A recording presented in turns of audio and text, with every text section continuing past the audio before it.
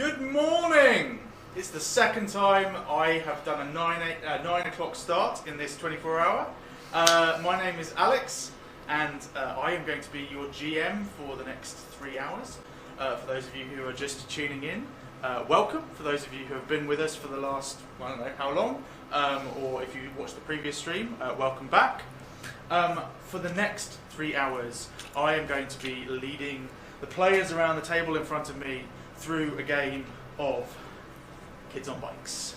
For those of you who are not aware of Kids on Bikes, it is a fun role-playing game inspired by a combination of things like Stranger Things, movies of Steven Spielberg, The Goonies, those classic kids and adult films from the 80s and 90s in which a group of small-town kids have to come together against the odds to save the world, or at least their world, from supernatural or external forces that are in some way encroaching on the reality of life.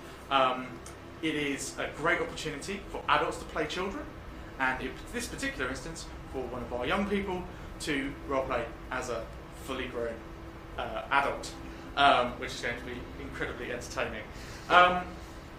Kids on Bikes is a bit different to some of the other systems that we've played. If you've tuned into any of the other games that we've played so far, I would say it sits somewhere between Dungeons and Dragons, with all of its maths and dice and crunch, and Stone the Crows, which I ran earlier, which was much more role play and very little in the way of system.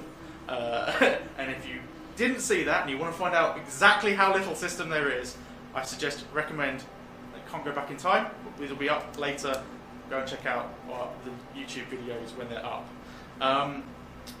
So, a little explanation on the rules of Kids on Bikes. Very quickly, partly just to recap it for my players, and partly so that you at home can follow along. We use the standard, normal dice of a D&D session, so D20, D12, D10, D8, D6 and D4. Each of our characters has 6 stats, and they have chosen in advance which dice they would like to allocate to which skill. That sort of tells them what type of character and what kind of abilities that person has. When I want them to roll a skill check, I will determine in advance what the difficulty is for that, and I'll let them know, and then they will roll the dice. If they roll the highest number on that dice, they can roll it again and add it to the original dice roll. So the 8, you roll an 8, then you roll another, you pick it up, roll it again, roll a 6. You've done 14 on a D8. Well done. If they succeed a check, they will get to control the narrative. They will get to take the story forward in the way that they want to do so. They might want to do that in collaboration with the others around the table, or they might choose to do it on their own. There will be a few different types of skill check. There are some adversity tokens which allow people to use some skills that are at their disposal, or to bump their rolls up. If they fail a check, depending on how badly they fail, that might influence the direction of the story, and I will retain or gain back narrative control at that point, and take the story in the direction that it needs to go. Final thing to say before we launch into a brief introduction of we'll do players first, so just say who you are, before we do the kind of more knitting together of the characters, is that this is a game where, because it's inspired by films and inspired by TV series, we can be a little flexible in the way that time passes. So unlike D&D session, where maybe you're following a narrative thread and you play from start to finish, time can pass. There may be mysteries to uncover, and you might not be able to uncover that mystery all in 4 hours. So time might pass, a week might pass. We can touch in with family members and other things that are going on in our lives. It all depends on where you want to take the game. In that respect, I am at your mercy. It is your game as much as it is mine. With that in mind, I'm going to stop talking for the first time in 6 minutes, and I'm going to hand you over, and we're going to introduce the players around the table that we have for this session. So, starting to my right. Hi, I'm David, and I'm playing Alex, who is a 14-year-old boy, and he's not a nice person. Hello, I'm Caroline. You might remember me from the first session, and today I am playing Caleb, an overprotective trope adult who is 39 and a bit. We don't talk about the bit. I am James, back again, and I'm going to be playing Peter, or Petey, as he hates to be called, a 15-year-old conspiracy nut. I'm Kai. I played Stone Clothes last night, wearing something completely different. I am playing Gracie, a 10-year-old child. I'm Tom, and I'm playing Blake McKenzie, who's a 16-year-old laid-back slacker. Awesome. Alex, Caleb, Pete, or Peter, or Petey, Gracie, and Blake. I promise I will remember some of those names. And that's not going to be confusing at all, because that is my name. So, yeah, good luck. So, Kids on Bikes. As for those of you who are joining us, this is my final game of the night.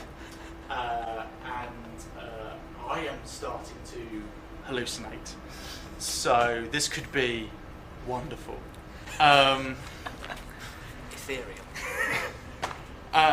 Kids on Bikes has a wonderful mechanic which puts the players firmly in control of the world building and narrative at the start of the game. If this were not a session that we were trying to cram into 3 hours as part of a bigger thing, we would run that as a session all on its own. And then I would go away and I would work out exactly how to fit it all together and come back with something fully formed that fitted everything that the players wanted to do. Unfortunately, that is not quite what we're doing, so I'm going to run a kind of somewhere in the middle. I've got some notes and some ideas from some stuff I would like to throw at them, but we're still going to do some of the world building to start with, in order to better flesh out where we are, what is happening, and what the world around means to the players and the characters that we have. So to start with, I'm going to tell you a little bit more about the kind of overarching setting. There's a lot more detail that we can flesh out, and we will do so over the next few minutes. Here's the kind of setting information.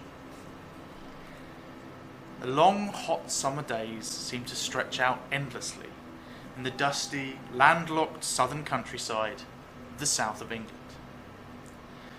It is 1993, and at night, the nearby farms echo with a distant nighttime thump of heavy bass lines and the occasional wail of sirens.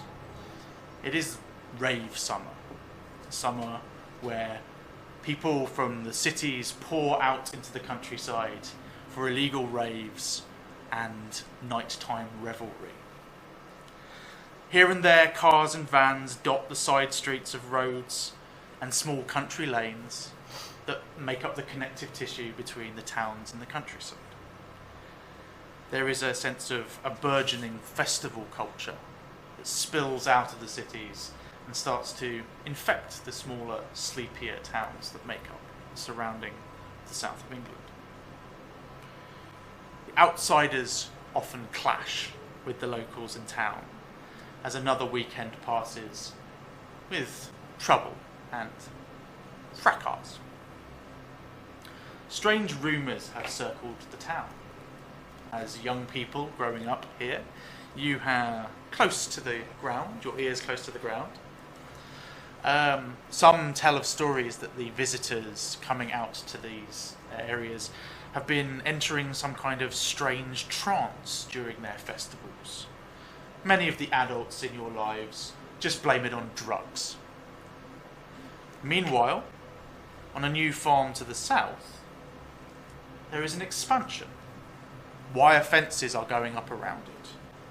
The old farmers of the area say it's been bought by a foreign government, probably the Americans, or the Yanks as they call them, who are looking to solidify their power here now that the air bases have shut down. The local newspaper, a rag most people think, runs its annual article in which a dark beast has been seen on the hills nearby and the fields to the west. An old wives' tale, many believe, told to scare the townies. But this time, it seems some remains have been discovered on the edge of the Pikewood Forest. This town has always been shrouded with rumour and mystery. Some say it's since the war, when the government moved the code base here. But the oldest folk, they say it goes back hundreds of years, ever since the river was forded and the devil himself set up shop on its banks. But that's just superstition, right?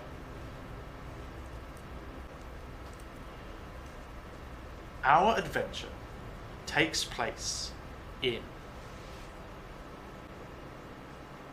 What is the name of the town that we are playing in? Okay. South. Cornwall. Sorry. Did you say South Hull? No, No, I said Cornwall. Cornwall. Oh, But I can't remember where that I think you is. said South Hull. That's quite good. Does it need to be a place that exists? Nope. Oh, okay, cool. Nope. Inland, there is an English word for town. Town. Just something, I don't know, South Stockton? Something. Stadt. That's German. Just random names. South Stockton. Yeah. Cornhull, to mix Cornwall with South Hull. Place, so possibly has influence there. I think if we overthink South it, we Irrigatba. Say again? South Irrigatba, mixture of south for south of England, irrigat for irrigation, and bur for town. South Irrigatba. People probably do shorten that because it's long. S- So what probably about... shorten to irrigat. What about...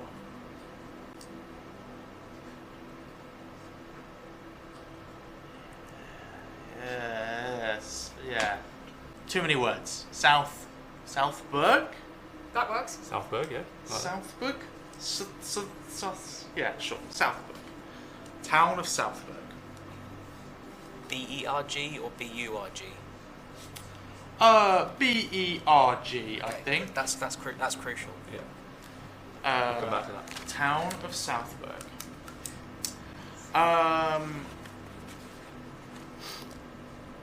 For the next couple of questions, it's a group question, so you can answer it, can have this discussion, but I think I'm gonna ask one of you specifically to make the final choice. So I'm gonna start with, there's 5 of you. Caroline. What industry is Southburg famous for, or best known for?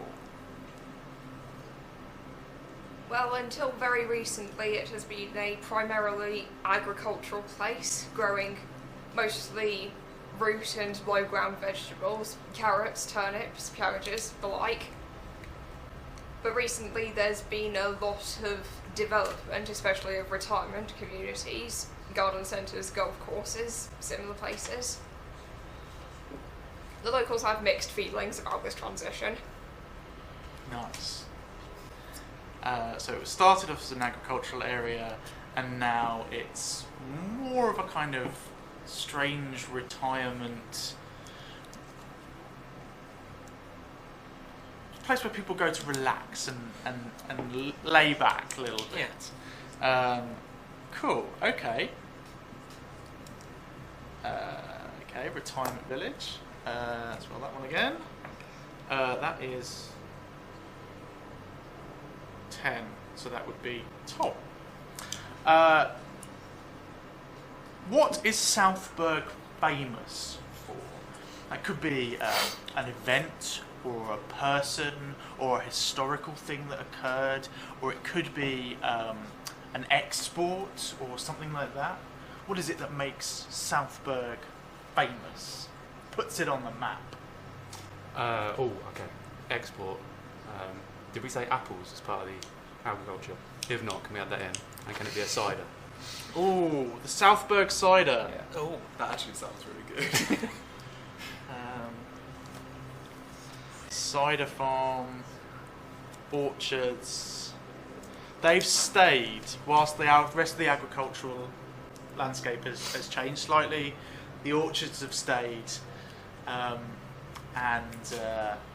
but perhaps now, whereas once it was lots of little farmers and kind of like a cooperative movement, it's just the industry that makes Southburg cider has become a bit of a kind of corporate monolith a little bit. And although it's still a tasty drink, it's not as popular as it once was.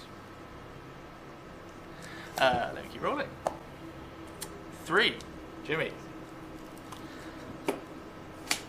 What is the town infamous for?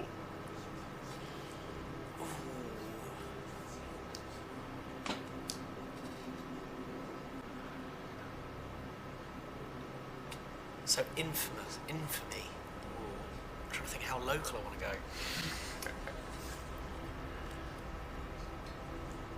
Maybe it's a famous or an infamous grisly murder, or maybe it's a once well-regarded television star who falls on hard times. It could be a person, it could be a thing, it could be.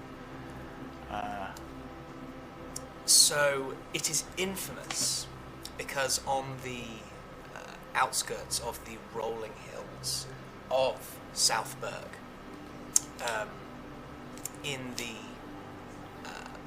mid-60s, there was the complete disappearance of the rising movie star. She had originally hailed from Italy, and she was vacationing.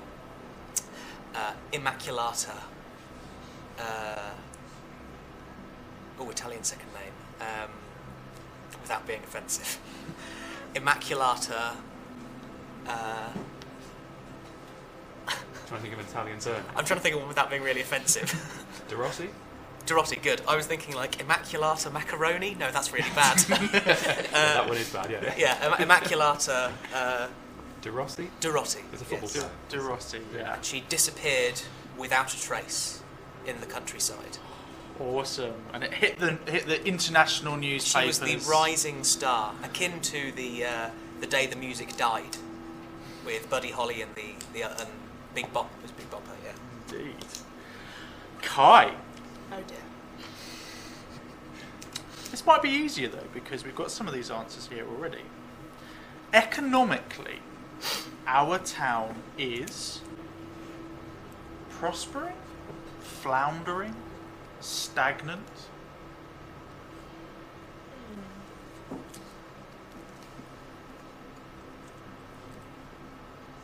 Think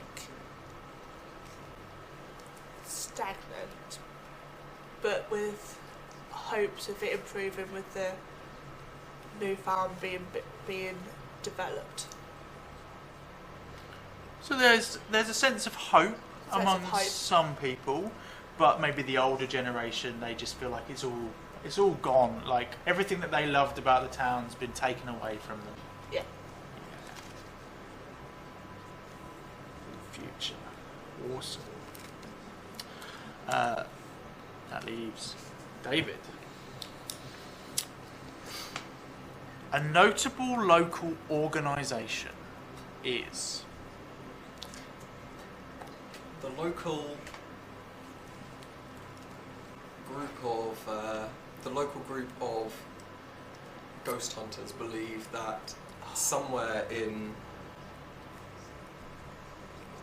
Pikewood Forest there is some kind of ghoul or demon that must be hunted and captured to prove that this town is being meddled with. Nice. I've got a few more to go through, so we're going to roll the dice again. And that is a 9, so that is going to be Kai again. I had answered questions. What is the name of the school's sports team? Okay, so The Southburg Upper School oh, great, cool. Nouns. I so know sports. Doesn't matter about the. Don't worry about the sport. Just Um, think. It's going to be on the jersey of the players of the football team. I'm just going to say Titans. The Titans. The Southburg Titans. Yeah. Go Titans. Go Wow. Titans. Was that school team, did you say? Yeah, that's the school's. If someone called Aaron went to that school, The Titans of Southburg face the giants of North Vale, making both look equally sized. Amazing. Southburg Titans. Go Titans. Can we make that canon? We've got rivals. that you just said? North Vale is the rival team. the captain turns into the founding titan. North Vale Giants. Yeah. Yes. 7. Caroline. Yes. What's another notable local organisation? We've got the famous local ghost hunters out searching Pikewood Forest. Who else holds sway in the town? There is also an organisation made up of mostly elders who meet once a week to discuss local matters and knit. They hold quite a lot of sway in the local community for knowing how things work and the pathways and landscape. Some of them were farmers before their land was bought by the foreign government and have since retired on the money they got for it. So kind of like a knitting circle, but also with a like the men of the town have got involved in it as well, and so there's this sort of they all come together and create something tactile with their hands and sit around and talk a lot and moan about the direction of travel that the town is taking. Yeah? A tea club that also dispenses tea. Yeah. Amazing. Does it have a name? Does it have an official title or name? Caroline. I had not considered that. Okay. Let's see if I can Think on it. If you come up with anything while we're continuing, shout it out. Where are we up to? 80 is Kai. No, 80 is Jimmy. Jimmy. You've only answered one so far. I have indeed. What is a notable local landmark? Could be a geological feature, could be a building, could be a monument, could be ancient or modern.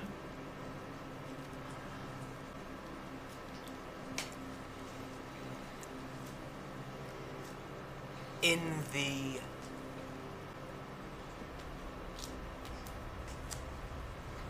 the heart of the Pikewood Forest is the Pikewood Stone, which is an ancient monolith carved with runes which have long since lost any meaning to modern eyes. It is a somewhat obscure tourist attraction, which for the most part attracts only the most dedicated of ramblers.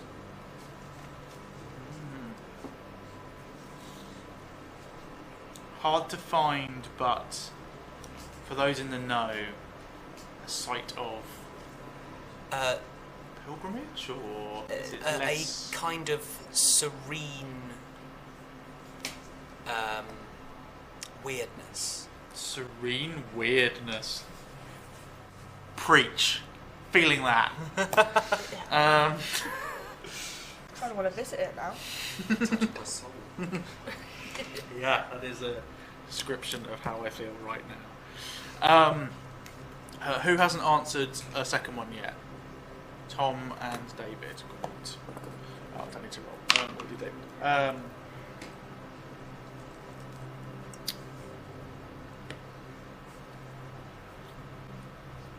What are the biggest problems in this town? And you can answer that through the eyes of your character, or you can answer that from a kind of third-person, omniscient narrator perspective. Up to you.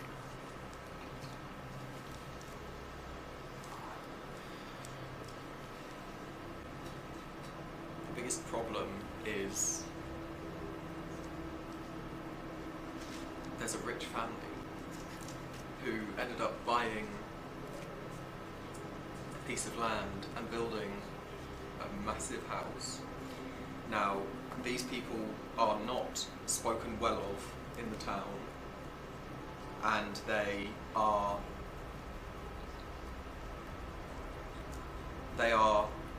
presumed to be troublemakers, although there's been no evidence to support that.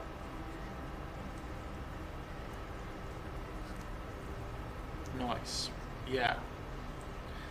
I think in Southburg, with its agricultural background and also with the forest on its doorstep, that perhaps this was a piece of land that had for a long time been with the same family and had been used as an arable land right on the edge of the forest. Maybe there was an ancient byway that took you into the forest towards the stone. And when they took over the land, they just annihilated everything that was there and built this gaudy, large McMansion-style American house that the locals think is an eyesore. And also, they've shut off the byway, making it harder for people to get into the forest. Yeah, that's awesome. I thought of a name for the knitting group. I thought the Twine Twisters. The Twine Twisters. Oh, you don't want to cross the Twine Twisters. Amazing. And finally, Tom. What is another notable local landmark? And I'm going to be specific here, and I'm going to say I think that this landmark needs to be in the town, like in the actual urban part of the town.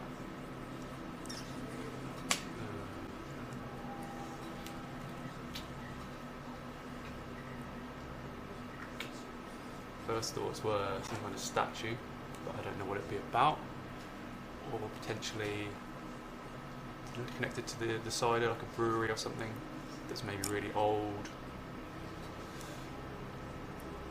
Don't know.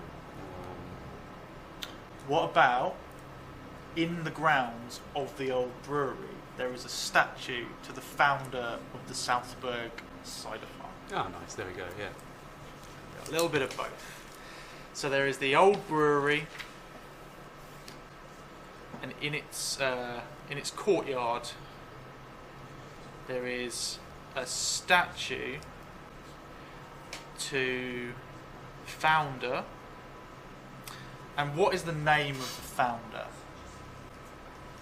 I reckon it was established maybe about 300 years ago. So it could be like a really obscure, weird, old-fashioned English name, or it could be whatever you want. Can I pass the naming duty on to someone I nominate, who I think would be good at this? Yeah.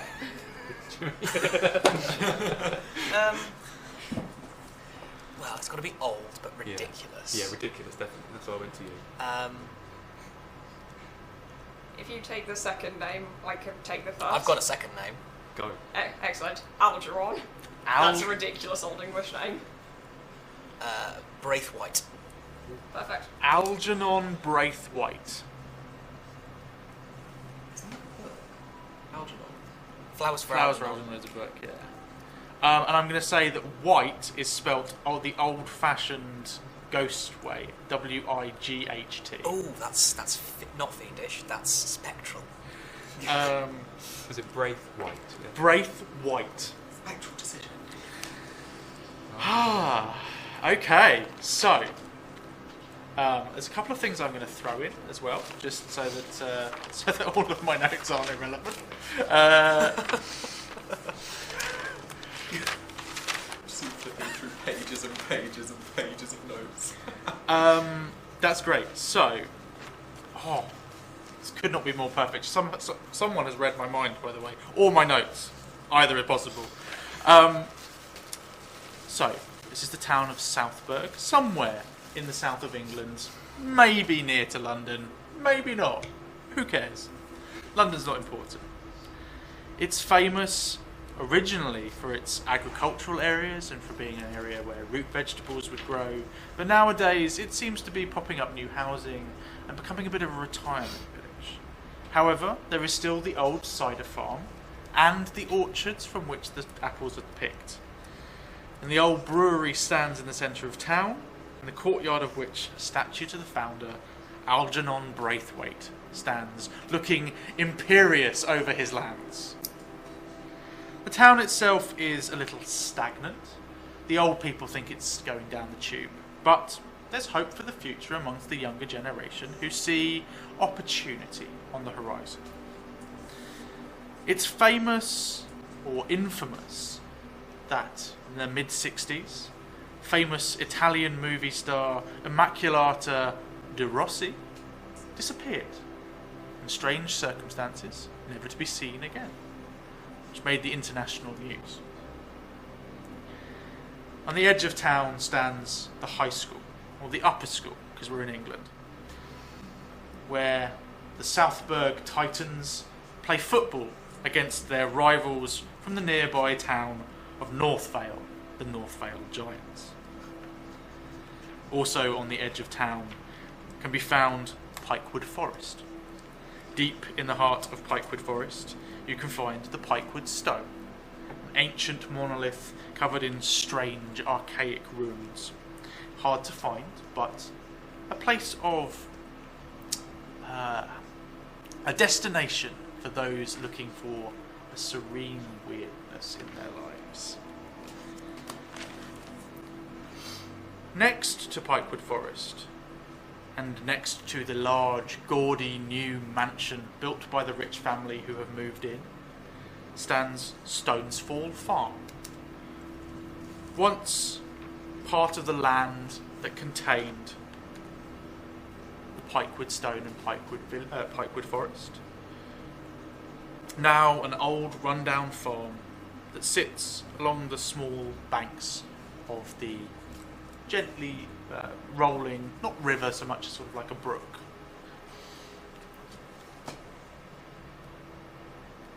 In the town itself, there are a few relevant organisations who keep up with what's going on. One of which is the famous local ghost hunters, who don't have a name and should have a name. So if someone could think of a name, that would be amazing. They have been known to be seen running around in the forest with their new contraptions, video recorders, hunting for the ancient demon of Pikewood Forest, hoping to put it to rest, and finally cleanse the forest? Or at least uncover the truth.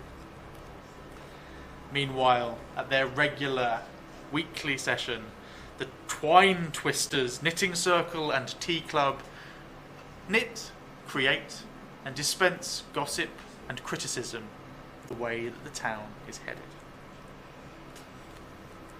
The young people, however, of the town have a couple of places that they like to hang out on their own. The first is the small video store known as Beta Buster. a VHS and tape rental store filled with dusty old videos, filled with only the best and newest releases. Once upon a time, all the town used to come here for their stuff. But then recently, as part of the expansion, a mega chain store has popped up on the outskirts of town, and slowly trade is dwindling. But the owners are happy to accept young people who have maybe less to do than others to hang around, gossip, talk, and discuss the newest releases. Who's playing teams? 1, 2, 3. Gentlemen. Where do the teens hang out in town? Decide amongst yourselves. What is the location? Where do you go to be seen? Or where do you avoid being seen if you're not the kind of person who wants to hang out with the in-crowd? Were you a teen? I'm a teen as well. Is arcade, is that still too, is that like kids? Arcade? Video arcade? Like a... Oh, wait, yeah, it was in the 80s, isn't it? Is that Oh, 93. 93, there may still be a few around. maybe not. I don't know. Oh, I It might. probably will be in Southburg. Yeah, Doesn't look it's really a up and coming town, so it's Yeah. probably still got a video Stagnant. arcade there. Stagnant still got them there. Yeah. Or I might be getting my eras wrong again, but like rollerblading or like that. like skate park? Yeah. Skate park? Skate rink? Indoors or outdoors? I think a skate park. A skate park's got a good mix of different environments. You're either on the top being seen or you're behind the back of them. Yeah. Does the skate park have a cool slang name that the teens refer to it as? I kind of like the idea that it really doesn't. Yeah, it's just- like that place. I kind of like the idea that it's like named after some old fuddy-duddy that donated a lot of money, Yeah. and it just kind of sticks. Yeah. Maybe there's like an abbreviation of that person's Yeah. name or something, like Um, so like it was named after a donor from one of the old families, and it's called like the Grompton Skate Park and Entertainment Zone. And that's on this big kind of brass sign that's regularly cleaned, and it's just the worst name. So it's nicknamed something like the Gromp. Yeah. Yeah. Like that. yeah. The Grompton, I'm going to say it's called the Councillor Grompton Skate Park and Entertainment. Sorry, do that again. Entertainment. It's got to have a long Area. name. Entertainment. Well, area or Park. Entertainment. entertainment. I'm trying to think of that word. There's Maybe there could be like a green next to it or something. I don't know. I like Entertainment Green because those two words don't go together. Entertainment green, and there Yeah. is very little green. Yeah, it's literally just a tiny square of grass. Yeah, of kind of grass that is mostly just plantain weeds. Known as the Gromp. What was the long name? The Councillor Grompton Skate Park and Entertainment Green. It's only been put up in the last year or so, and it is a sore point. It's attempting to make the town a little bit more interesting and attractive to the younger generation, but it has sent the Twine Twisters into a tizzy because they took over the bowling green that used to be there and have erected some kind of monstrosity that the teens hang around They on. left a little bit of the green. You can bowl on that. Just bowl very hard. Just sweep away the cigarette butts. And yeah, just sweep away all the broken glass. It'll be fine. I have an mate. idea for the name of the ghost hunting group. Yes, Truth Seekers. the Truth Seekers. Yes. Nice.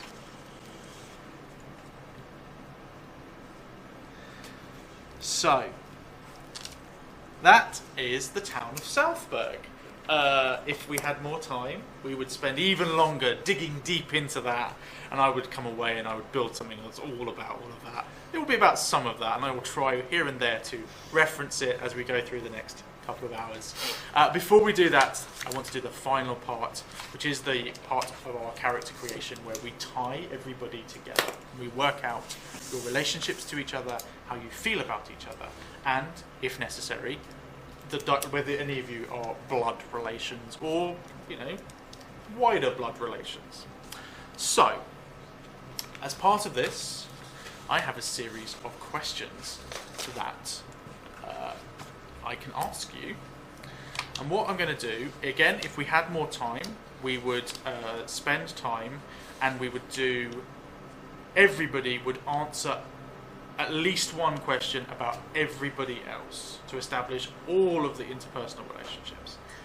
We don't have time to do that. So instead, I'm going to ask each of you to pick one person around the table that you know specifically, and one person around the table that you don't know, that is a stranger to you. We don't have to balance it out, so not everyone has to pick everybody else. It could be that one person is known by everyone, not the other way, but that's how it's going to be. So, just a quick reminder. Alex, 14. Caleb, nearly 40. Peter, or PT as he hates. 15. He is. Gracie, 10. Blake, 16. I went this way around the first time, so Tom, I'm going to come to you first. I would like you to tell me who around the table does Blake know? Alex is wealthy, right? I wonder whether there's like an unspoken connection of understood wealth, sort of thing. Yeah. So you know Alex. Like we regard each other.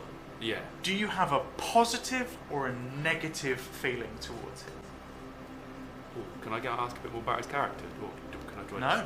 No. Okay. What's the negative about Alex's? Positive, I think. A positive relationship. Roll a d20 for me. First roll. Yeah. 16. What would it mean to you if you lost Alex from your life?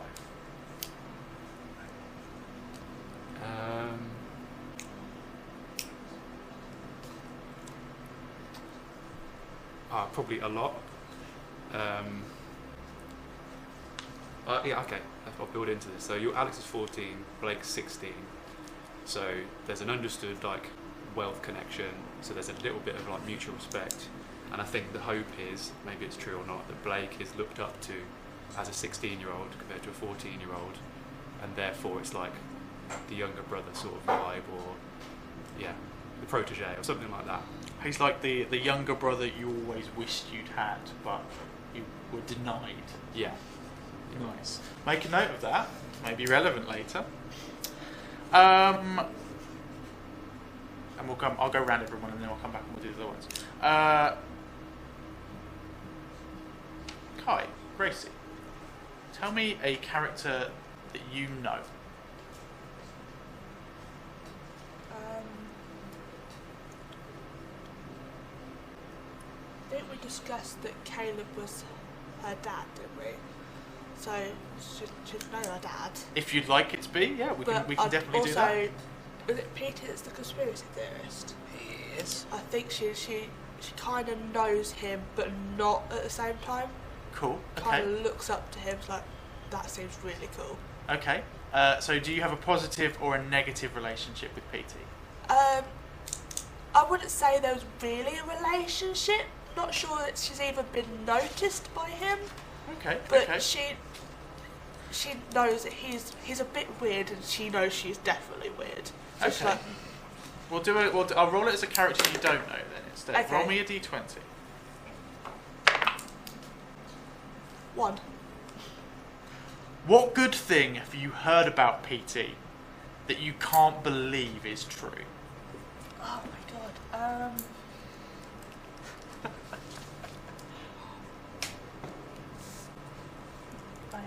I'm think of anything right now. Sorry. It's alright, I can move on and ask other people Yeah. questions, give people some processing time. It's absolutely fine, there's no rush. Peter. Pick someone around the table that you know. I had the idea that I knew Caleb. Wonderful. And do you have a negative or a positive A relationship? positive relationship. Roll me a d20. 19. What is your first memory of Caleb?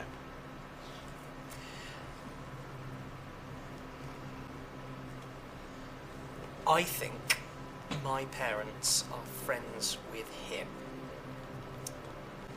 And my first memory of Caleb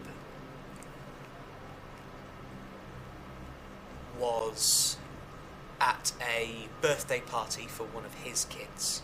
And I was very young, but he treated me like an older individual than I was and shook my hand as opposed to kind of getting down onto his knees and oh hello. So I take that as him treating me a lot in a semi-mature way. Nice. You sort of remember him treating you as if you were an adult, even at that young age. Awesome. You ready? No problem. Caleb. Pick someone around the table that you know. I'm going to say that I know Blake.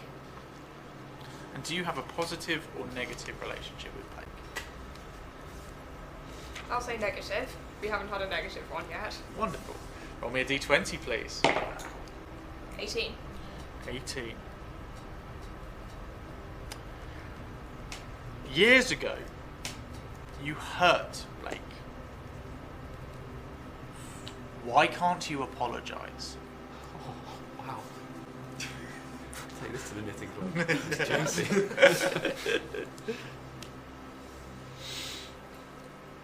I mean, why should I really? I didn't know that he was going to react that badly to being told that he needed to get his life together. That fits. He's 14. Good answer. He's Good 16. answer. 16. It's true. Yeah, that makes sense. That makes sense. You're an adult. He was a child. You didn't mean any harm by it. And he does need to get his life together. Look at him. He's almost an adult. He needs to do something. Absolutely. Wonderful. Glorious. And then... Are you ready? Can you repeat what my question was? Yeah. What good thing have you heard about Peter that you can't believe is true? Okay, cool. I had something, but now I can't remember what it was, so just go on and then I'll No problem. Will should do. be able to remember then. Alex. Know that name. It's easy. Someone you know. PT is my property. Do you have a positive or a negative relationship? Negative. Roll a d20. 18. Roll again. 7. What do you need to take from Peter for their own good?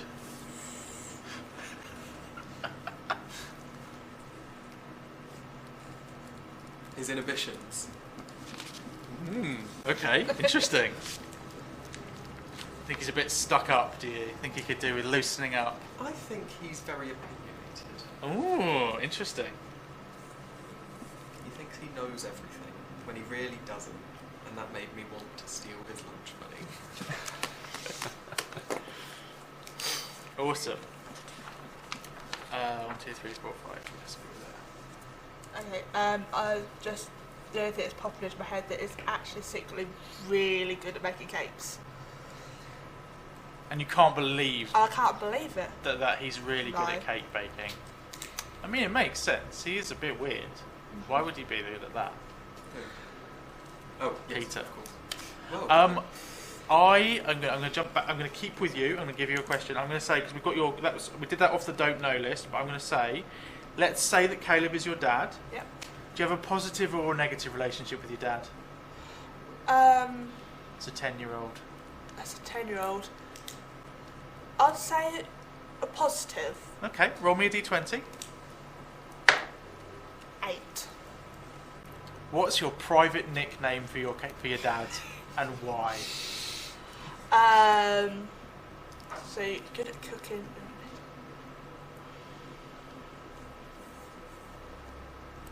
I'll probably just say she calls him chef. She calls him chef. And why did she call him chef? Because he's good at cooking. Because he's the main person who does all the cooking in the family, so it's just chef. Nice. Nice. Ooh. What's the problem? Apparently Grace is into cooking.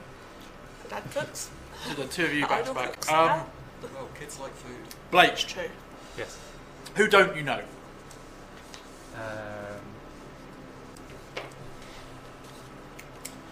So I definitely know Caleb. Definitely know Gracie, I think. Okay. That's a 10-year-old girl. I think probably. Yeah. Probably not in the same social circle. Yeah. Yeah. Slip under the radar. Yet. Roll me a d20. 11. What is a bad thing that you've heard about Gracie that you can't believe is true?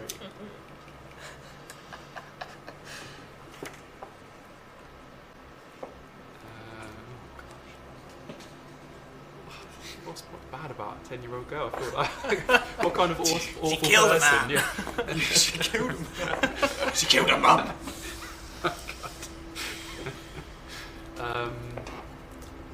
would they do? And what would a 16-year-old regard as? Oh, that's not necessarily the question, I suppose, is it? It's just what's in the ether that they've done that's bad. Yeah. It might be a rumour, Maybe like stole some stuff from a shop, like a little convenience store, and just pocketed some sweets or something, and it doesn't seem to fit the bill. You can't believe that about Gracie. Yeah. Yeah. You heard she's the shoplifter. Yeah. Well, as much as a 10-year-old ever is. Maybe all 10-year-olds are shoplifters, given the opportunity.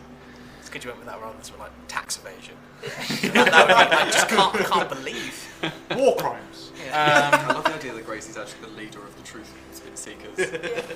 Oh. Peter, who don't you know? I don't know, Blake. You don't know Blake.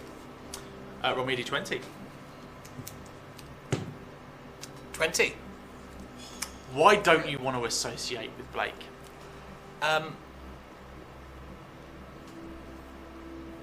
I have a antagonistic relationship with Alex, and Alex's wealth and airs of superiority is something that I try very hard to avoid, and I see Blake as just another rich, entitled asshole. I mean, Yeah. he's not wrong, to be fair. Nice. Caleb, who don't you know? By process of elimination, that's Alex. You don't know Alex. Roll me d20. 3. 3.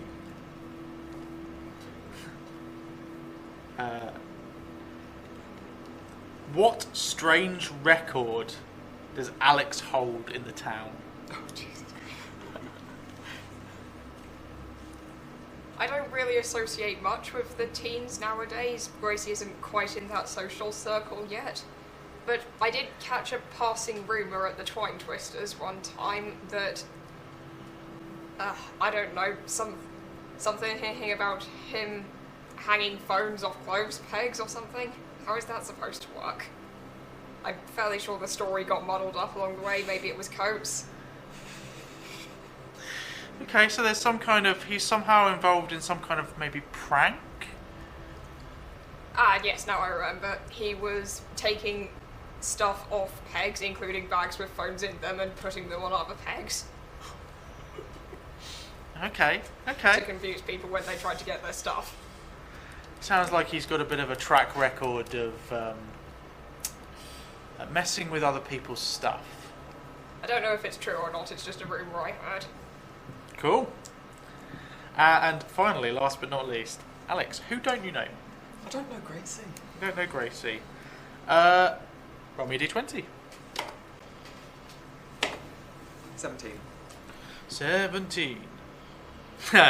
This is a perfect question for you. What do you hope to learn about Gracie to manipulate them? Well, Gracie, I'm aware of the name and the fact that she's a child. And children are useful because adults never suspect them of anything. So maybe Gracie could... And I've heard rumours that she actually does do a little bit of shoplifting. So maybe I could manipulate Gracie to help me further my... Hey, Gracie. Hi. So you want to learn if the rumour about her stealing things from shops is true, so that you can train her. use her to take things that you want from shops, because she is so innocent in the eyes of the adults. She could be my protege. Awesome. Or she could teach you a thing or two. Ooh. So, we have established some relationships, some dynamics, some trust and some trust issues between people.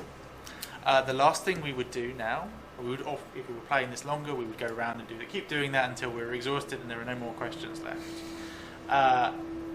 The last thing we want to do is just to establish, if we haven't done so already, surnames for our characters if we want to tie them together. So obviously Caleb and Gracie need to have a similar surname, I would assume. Alex needs a surname. Blake has a surname? Yeah, Mackenzie. Mackenzie, and Peter needs a surname as well. So that is the final thing that you can do. You can jot that down on your sheets and just tell us what it is. It's more for your own interest rather than anything else. I'm not going to be referring to you by your full names unless you do something very bad. The final thing, and I just need to double check what the rules are on this one, is the finishing touches. Yes, motivations, fears, what's in your backpack, and answering the questions that are specific to your characters, which I sent out to you all on Discord.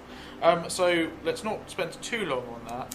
Maybe worth just jotting down on your sheet for your own interest a fear that your character has, if you haven't done so already, and to consider for the teenagers what items, or common everyday household or business items might you have in a backpack.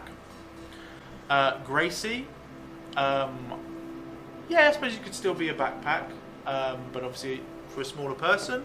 Or like, what might you find in Gracie's pockets?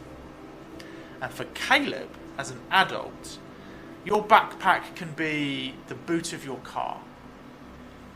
Like, what objects would grown-up dad of a 10-year-old Caleb have in the boot of their car, just in case?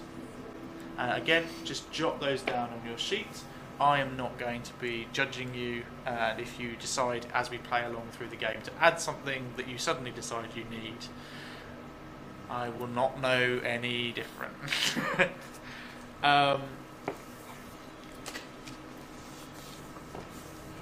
So,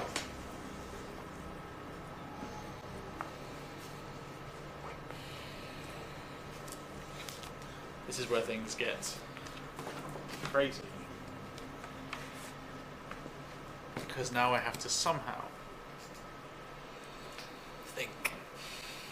tie all of that together into something that can form the basis. Caleb, did you come up with a surname? How about Galahad? That's like GG. Awesome. GG, Gracie Galahad. Perfect. What's your surname? Sylvia. Sylvia. Yep. Peter Sylvia. Nice. And Alex? McAllister. McAllister. Mackenzie and McAllister. It's a very Scottish town. It is a burg, after all. Rich people do come from Scotland. That is so- true. That is true. Of course. Of course. So, Dave, if it's Dave, or whoever is sat at the tech desk, can I please have a change of soundtrack? And I would like Carnival, please.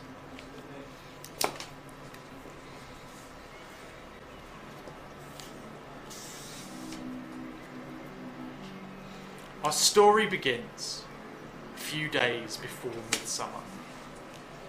On a piece of land just outside the town,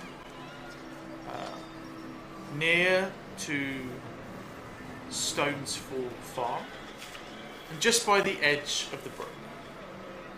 This is where the Midsummer Carnival, or the fun fair, has been set up.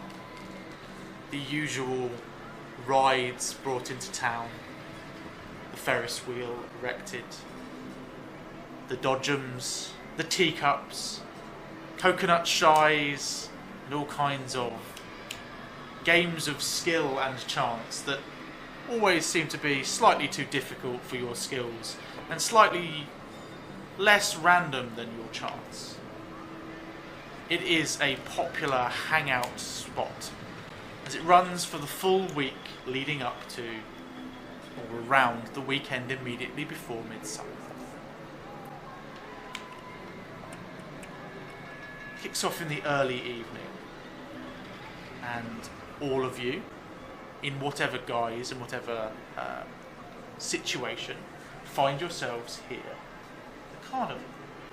Camera pans lazily past stalls, people walking together, families, couples holding hands, the young people running free in packs of feral children, while the teens slope around in the darkness and the shadows, staying close to the flashing lights of the rides, and here and there sneaking a little bottle of Southberg cider procured from the local bar. The camera hones in on Blake. Where is Blake in the carnival? He's going to want to make his way over to a game of skill where he's going to be really sort of nonchalant and look like he's not trying particularly hard but expects to win it and sort of show off a little bit to Alex. Nice. We're going to have our first proper roll of the game as you are doing a little skill, literally a skill check. Might as well have a skill check to see whether you are successful. Let me have a look. Got to remember what the skills are. Let's roll.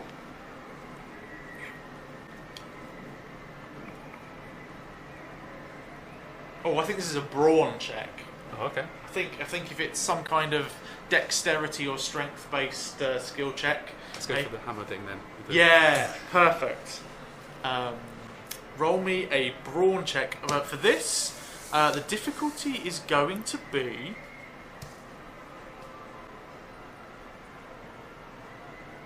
7. I've got a D6 with +1.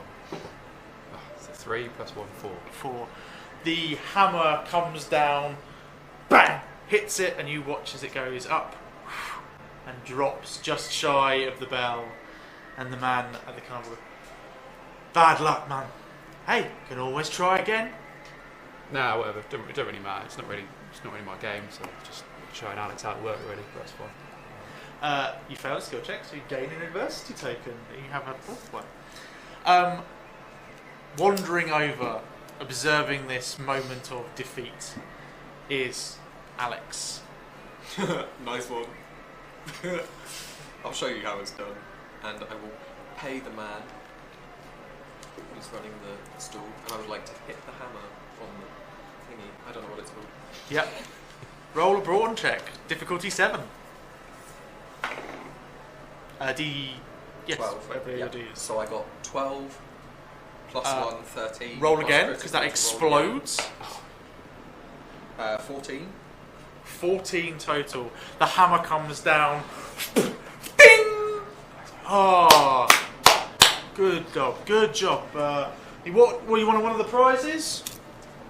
You only did it once, so it's one of the smaller ones at the bottom. I think I would like to have a look at the prizes. Cool.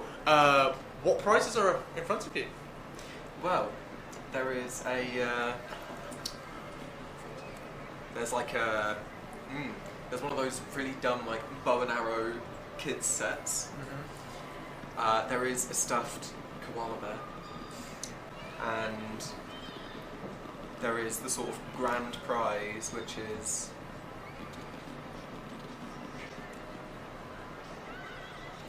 it is a big hamper full of like chocolate and sweets.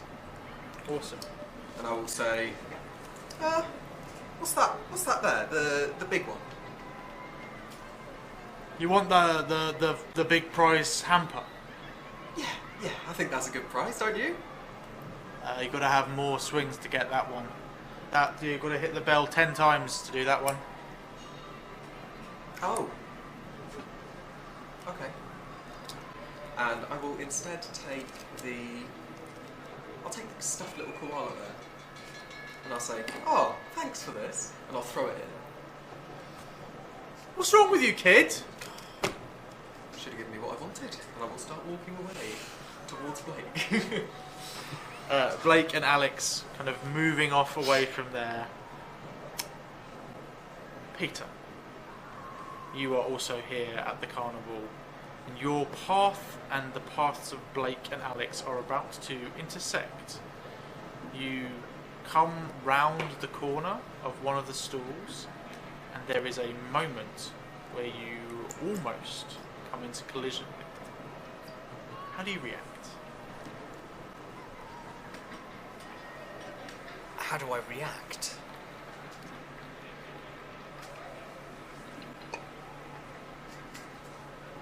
I try my best to look as nonchalant and unamused as possible. And I'm going to try and walk around them and keep going, trying not to elicit any form of conversation. What's Pete's deal? Sorry? What's Pete's deal? Is that Petey? You right, mate? You having fun? Don't talk to him, he believes all sorts of nonsense. Yeah, but he always has a couple of quid in his pocket for me, doesn't he? Oh, not today, actually. No, I've just it's just all gone at the coconut jar. Yeah, I ain't got nothing left, mate. Sorry about that. Oh, what a shame. Hope you have fun. Oh, yeah. I do too. The disdain in his voice. Yeah, keep walking. We'll keep walking. Caleb and Gracie, you are nearby. What are the two of you up to? Are you together, or is Gracie been given a little bit of leeway to run off? I am definitely following her everywhere. I am trying to evade him as hard as I possibly can. I want to see what mischief I could get into without him noticing. Gracie, slow down a bit. Tries to dodge another bunch of running kids. I need to keep up. Oh, would you like to ride the carousel? Looks great fun. Sadly, I appear too tall. I say, looking at the "you must be this short" to ride thing. And it's like 4 feet. Can I have a look to see if I get on the carousel whether I can slip off the other side? Yeah. Give me a brains check. It's going to be a difficulty 7. Okay, cool. That was a 4, so no. You look around. It seems as though you think at first you've got an opportunity to do so, and you agree begrudgingly to get on the carousel, which doesn't interest you. And you think there's a moment where you might be able to slip off, but as you do so, you misjudge the speed at which the carousel is going, and you find yourself like slipping off, not on the other side away from your dad, and not right back next to him, but like just off to the side. And as you do so, there's a little moment where you trip as you come down off the carousel.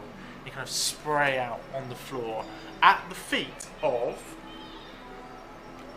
Peter.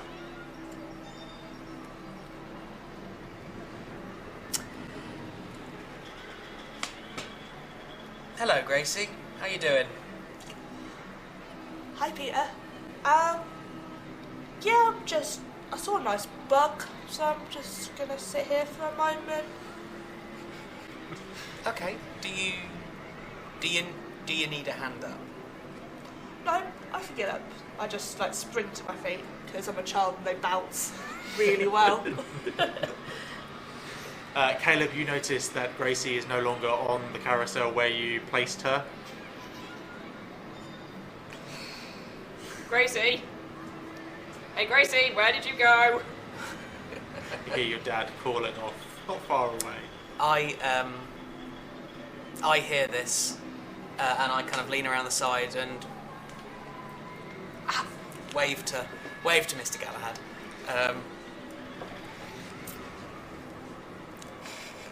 Grace looks so disappointed. Peter is just looking at one of his favourite adults, and waves, and then There you are. Oh, you're not hurt, are you? I'm not hurt. Excellent. Peter. It's been a while since I've seen you.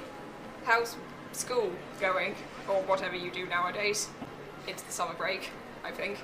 yeah, school is going as it is. You know, a lot of people just don't. A lot of people are just there because they have to be, not because they want to learn anything. You know, I'm just hoping that they all get sorted out into their own places, away from me, really. But no, it's good. As you know, yeah, I'm on summer. Just thought I'd pop by. It's always good to see you, Mr. Galahad. And you who as well. Gracie, I assume you know Peter? I sort of. He was at your last birthday party, if you remember.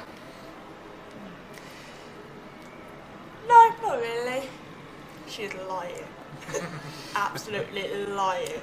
She knows Peter very well. She has a little crush. Pete takes it on the chin. He's not, you know, he finds himself to be a little bit above children.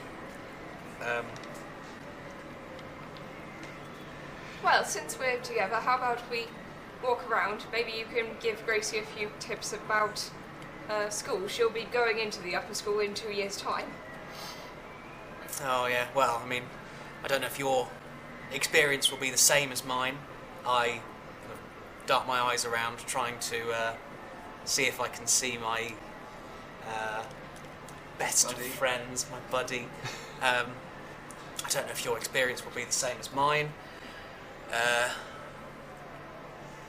We could always try some games of chance, though. Most of them are rigged. Of course, isn't that the point of a carnival? Oh, I It's was. fun anyway. I kind of, I nod down to Gracie. Most of them are rigged, kind of destroying any kind of illusion that these are games of skill. The three of you wander off in the direction of one of the nearby skill games. Probably one like those electric buzzer, move a thing around a thing type things. They're always almost impossible. Where have Alex and Blake absconded to at this point? Fancy a hot dog? Yeah, sweet. Let's get a hot dog. Let's go. I was hoping to get some money off Petey there, but he supposedly didn't have anything, but can't really smack him here, can I? Well, I guess not. Too many people watching. But to be honest, I don't trust half the things that come out of his mouth. No, me neither. Chats he a lot. talks. He chats a lot, and apparently he believes that stuff. But I don't understand how he can believe that. I thought he was just doing it for attention, if I'm honest. It's just a bit far-fetched, isn't it? That would make a lot of sense. I hadn't thought of that. Anyway, you got plenty of cash, haven't you? What you got in your pocket? Yeah. All right, I got cool. money. Yeah, and we will head over to a food truck stand thingy? Food trucks here are placed slightly on the outsides of the fun fair, around the outside, making sure that everybody, for best optimal spending power, has to move all the way around the fun fair to find out all of the food stuff that's available. You make your way over towards a hot dog stand that is just off to the south, right on the edge of the farmland, and by the side of the brook.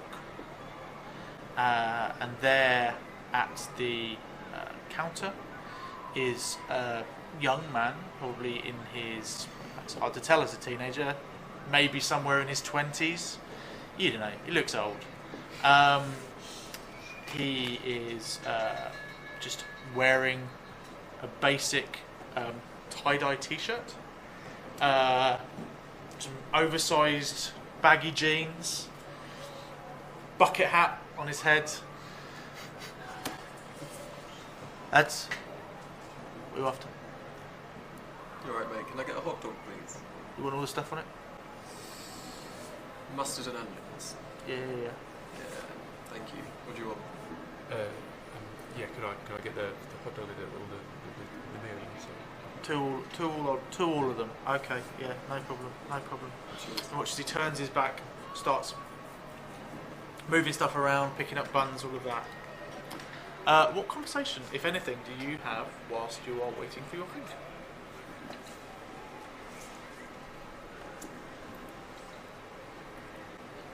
I'm not gonna lie to you, mate. Half the stuff that he says, I do not believe. But then, I heard something about someone he supposedly knows, this little girl, who apparently she steals. Yeah, something G, Gracie, isn't it? Gracie, yeah, I heard that. Gracie, that was it. Yeah. Yeah. And I was wondering if I could, talk to her a bit. Maybe she could give me a hand with a few things. And plus, she knows PT, so. I mean, what sort of hand do you need? Anything I need. Oh, wow. You're coming up dark, aren't you? I'm a nice guy. Yeah, sure. Everyone else isn't. Hey, I mean, this is all kind of fun here, but wouldn't you rather be at Grom? Sorry? Wouldn't you rather be at the Grom? Yeah. I've got some cider, I've got some cigarette. Oh, yes, perfect. I need a fag. About a cigarette. And Blake's got these cigarettes, but he doesn't actually smoke them. It's just sort of he just found them. I wanted to have them on his person, so hands it to him. Oh, have you got a light? Yeah, I had one. Didn't realise he needed a lighter. I had one, but I must have lost it or it fell out of my pocket or something. Well, I'm sure someone around it. What about the Carney? He'll have one, won't he? Oh, yeah. I'll actually. Waving at the hot dog guy. Excuse me, mate. Excuse me. Have you got a lighter? As you look up, you see the carnival hot dog stand operator, and he's got these two buns in his hand, and he's put a sausage into one, and he seems to have just stopped halfway to putting the other sausage in. You're right. Come on, man. What's your problem? I just need a lighter. That was 2 hot dogs. You finished that. I won't have one. Alex, what's he doing? Is there anyone else in the vicinity apart from the guy at the stand? Where you are here, slightly on the outskirts of the area, there's not many people around. There's a couple of other stands nearby. As you scan around, look around, 2 or 3 of the other carnival holders who have got food stands nearby, they all seem to be stopped, paused in some kind of moment of activity. Can I look into his eyes and see if there's anything, he glazed over, his eyes red or anything like that? Yeah, roll me a brains. Difficulty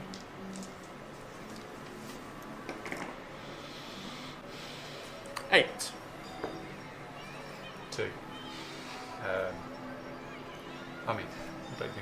token's going to make much difference. I'll leave it there. From where you are peering at him, hard to tell.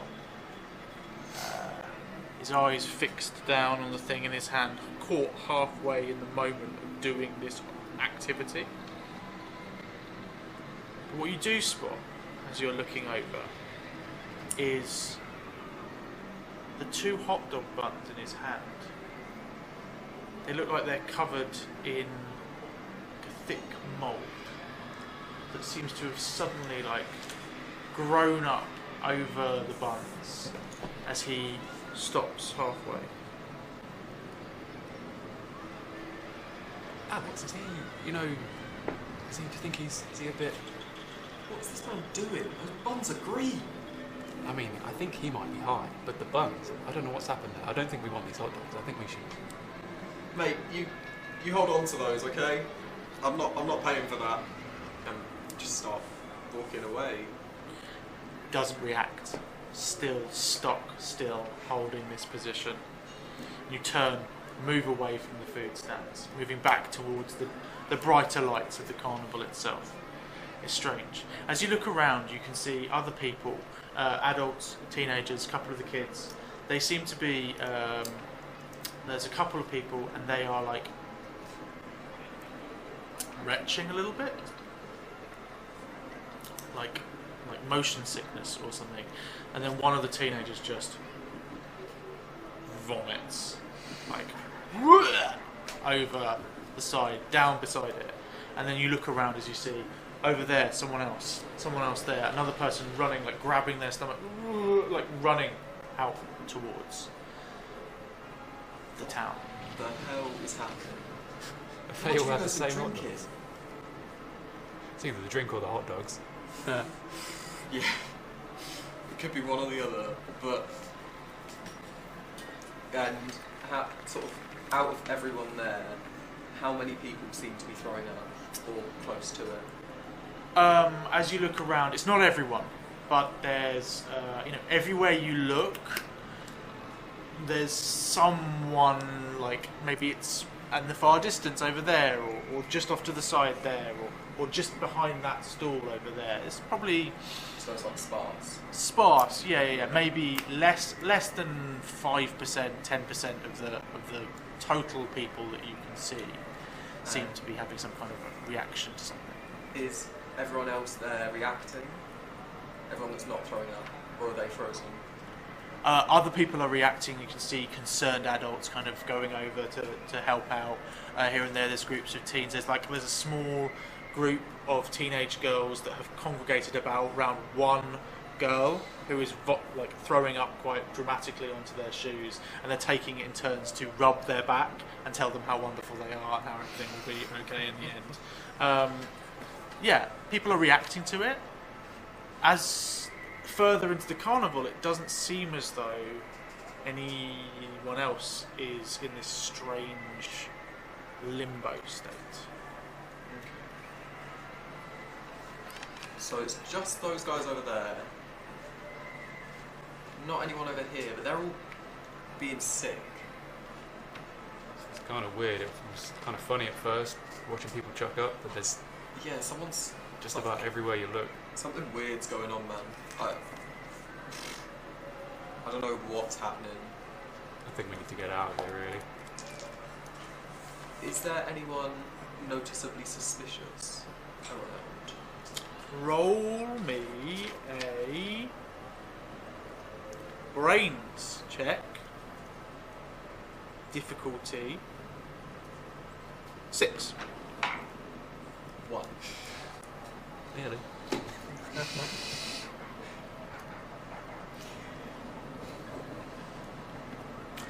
You kind of rush around looking, heading from person to person, kind of trying to work out what's going on.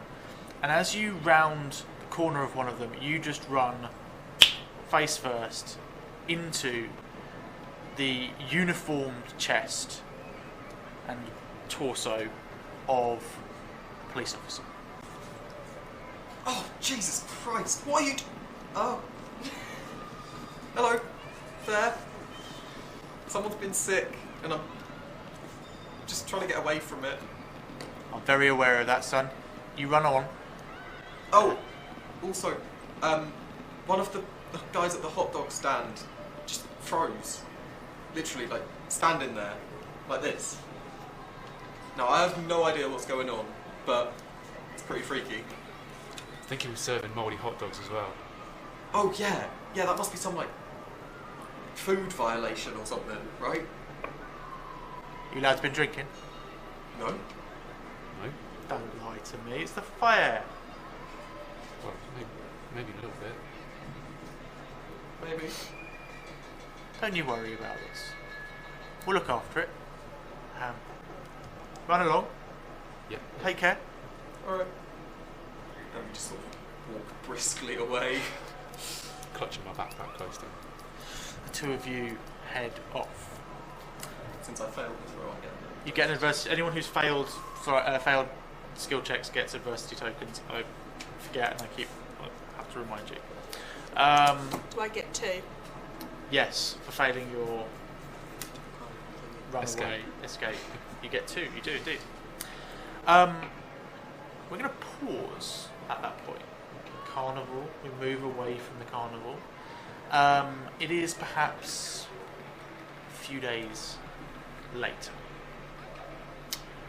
Where might you all be? Where would you congregate? As it, where all 5 of you may be passing together. I feel like that maybe this next scene is going to take place somewhere around the Grom. I was thinking the Grom.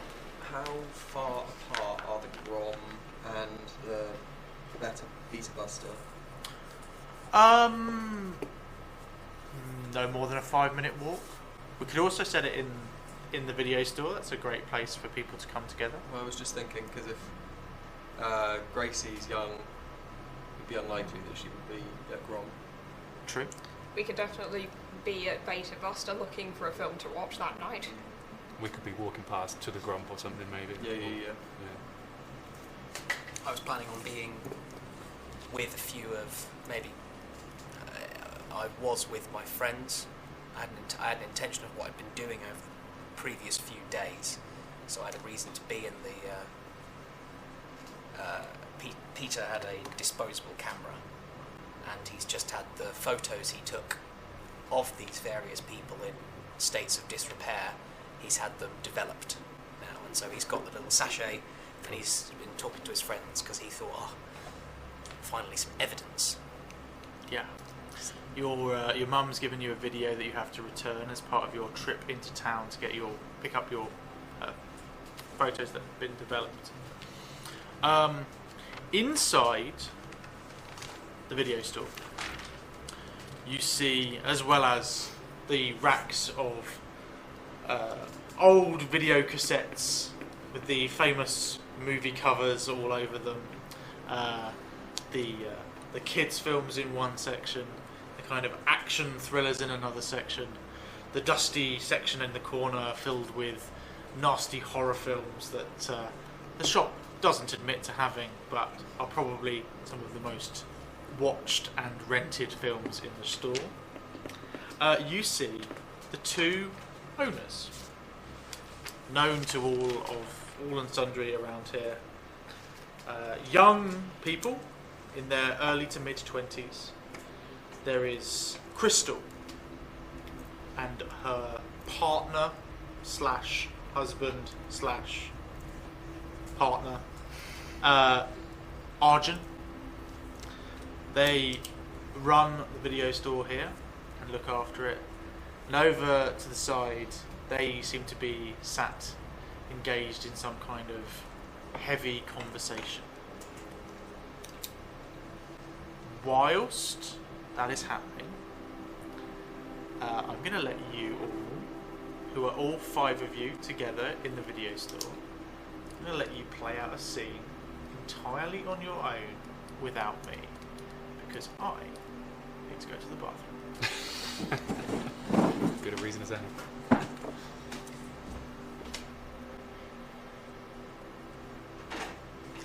So, what film do you like the look of, Gracie? Gracie.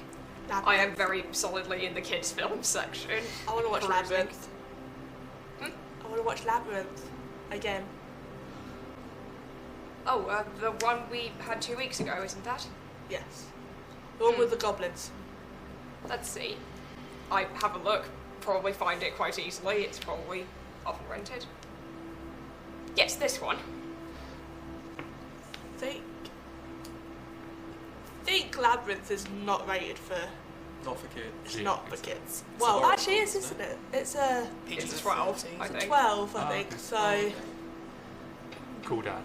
Cool. Cool. Let him get away with it. yeah. Probably the only way you're going to get me to do anything. You know that. I get the feeling that Caleb is okay with Gracie watching 12s as long as he's in the room Yeah. to monitor anything really bad at this point, but he is definitely not okay with 15s. That's fair. I'm not sure I watch 15s now. I think Blake would try to be leading Alex to like the naughty section, Yeah, the sort of the more like horror films that Alex mentioned. No, I was in horror films. I was Yeah. going to say. But that could be quite good though because I'm in horror films looking at the various kind of exploitation films, like My Father the Manticore, Wedding Slashers 9, the reslashing, Wedding slash. Jeffrey and the Curse of the Green Feet. All of these I have a bit of an agreement with Crystal and Argent, and they do let me rent these, even though they are, you know, obviously Wedding Slashers 9 was far more gory than the earlier exploitation. Like they say that the series peaked at Wedding Slashers 5, Revolutions. But I mean, to really get the full enjoyment out of Wedding Slasher, you've really got to go about 7 and up. And 9, obviously, the reslashing is the current hit on the shelf. See, I quite enjoyed Wedding Slashers 2 Electric Boogaloo. Yeah. Oh yeah. I mean, a lot of people say it's the best part, but I mean, it doesn't even have the titular character. The titular Wedding Slasher only comes in the third one. Jane Vorheven. So I'm going through the list of these wondrous films. Trying to find one that Crystal and Argent. I kind of they let me. Sometimes they've let me have an 18. But obviously that's very hush hush. As I'm leafing through and having a nice look at those. Blake, look. The Crystal Dagger. Crystal Dagger. It's meant to be so good. Can't even Last got a time I went copy to in the stock. cinema, I saw an advert for it. Should we get it? It's expensive. It's just come out. It's expensive. Come on, Alex. Come on. Blake, you know I hate when you assume stuff like that. I can hear the change jangling in your pocket. Come on. It's not my fault. My parents just give me money in pound coins. Well, look, I nearly look 18. You've got some money. Let's try it. All right, let's go. And I'll pick up the copy of what was it, the Crystal Dagger.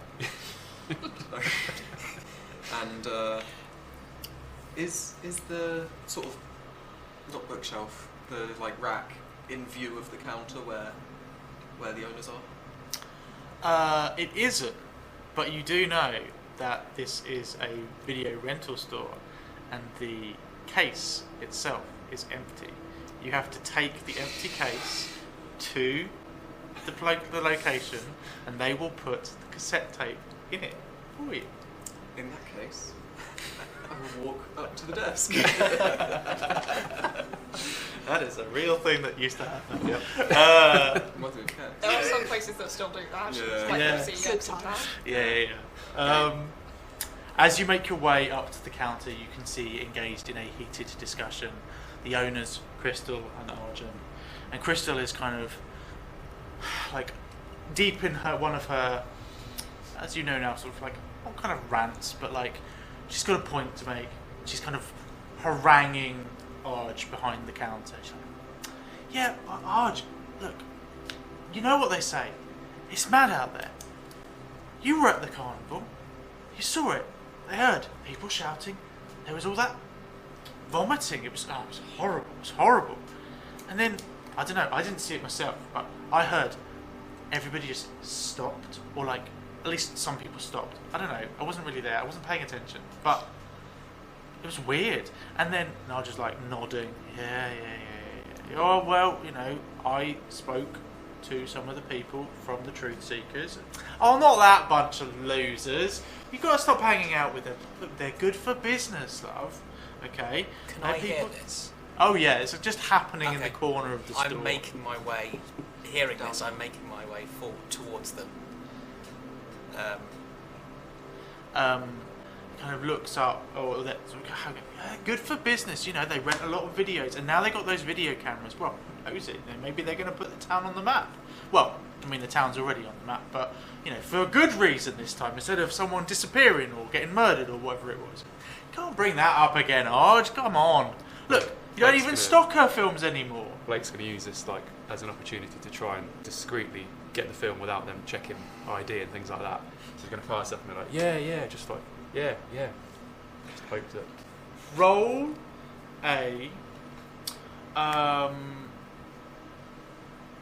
Roll a charm, but it's going to be a kind of sneaky charm. So, because there isn't a stat for that, unless you think there's a better stat that fits with what you're planning to do. No, it's probably charm, yeah. And we're going to set this difficulty at, and you're planning to do this, so if you want to help, want to give him any adversity tokens, you can do so. I'm going to set this What's your dice? D10. I've got 5 adversity tokens though. difficulty 7. I'll give you 1. Yeah? Is it? Can you use all of them at the same time? Could I Oh, potentially? you can use as many as you want, as many as you've got. Giving him 1 adversity token. But I won't Well, need to. roll first to see what happens. That may not need it. Rolled a 3. 3. DC is 7, so would you like to spend any adversity tokens? No, I'll let it play out. Okay. You slide the video cassette holder across the counter, and you watch as Arj just reaches out as he's talking, pulls it towards him, looks down it, looks up at you, goes back, kind of looks through, checking the number on the thing, pulls it out, looks up at you again. Yeah. ID. I didn't bring it. I left it in my at home. Oh, it's very disappointing for you. Very sorry. Unfortunately, can't do it. That was an interesting conversation you were having about, what was it, the Truth Seekers? Yeah. What about them? Well, maybe the Twine Twisters would like to know your involvement with them.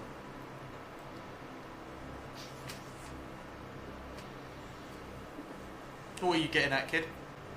Just give us the film. ID? Alright. The old people will have a word with you at some point, I'm sure. Who are you calling old? Roll me. Also roll me a charm. But this... what dice do you have for a charm? A D4? Yeah. This is going to be, as you are trying to effectively blackmail an adult, it's just going to be a DC 9. Oh wait, there was something about... You can resist persuasion. It's resisting persuasion. If I'm trying to persuade you, yeah. you get an extra, but you are trying to sort of... DC 9. A So I need to DC hit 9. 2 4s at least. That's a 1. So that is a failure of 8. Yes. Peter, you're in the store, yeah? I am. I'm currently walking. I'm basically trying to engage. I've got the little sachet of photos. I heard them talking about the thing. I'm trying to to go to, I would say, I'm probably friends or friendly with Arg and Crystal, and seeing my wonderful nemesis, I realise I'm not going to be able to get away with renting an 18. So I've got a tamer 15 film that I'm going to rent. So as you start to make your way up to the counter, you watch as coming round the side of the counter, like dropping down the videotape onto the side, he's like, right, that's it, kid. We've had this talk. You cannot come in here and talk to me like that. Get out. Go on, get out. If you don't get out, I'll make you get out. It's my shop. Hey, I was just giving you an example of what might happen. I'm just trying to watch a film. No, not having that, not having that. Because like, oh, George, come on, relax. Like, no, they're always like this. They come in here, they push their luck. I'm not having it. And he watches it, grabs you by the scruff of like the top of your shirt, and just starts to push you out past Peter. I would like to attempt to resist his push. Okay. We are going to. This is effectively a combat.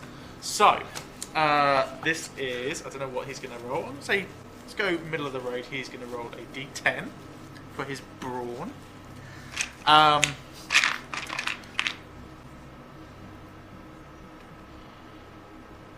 Roll your dice.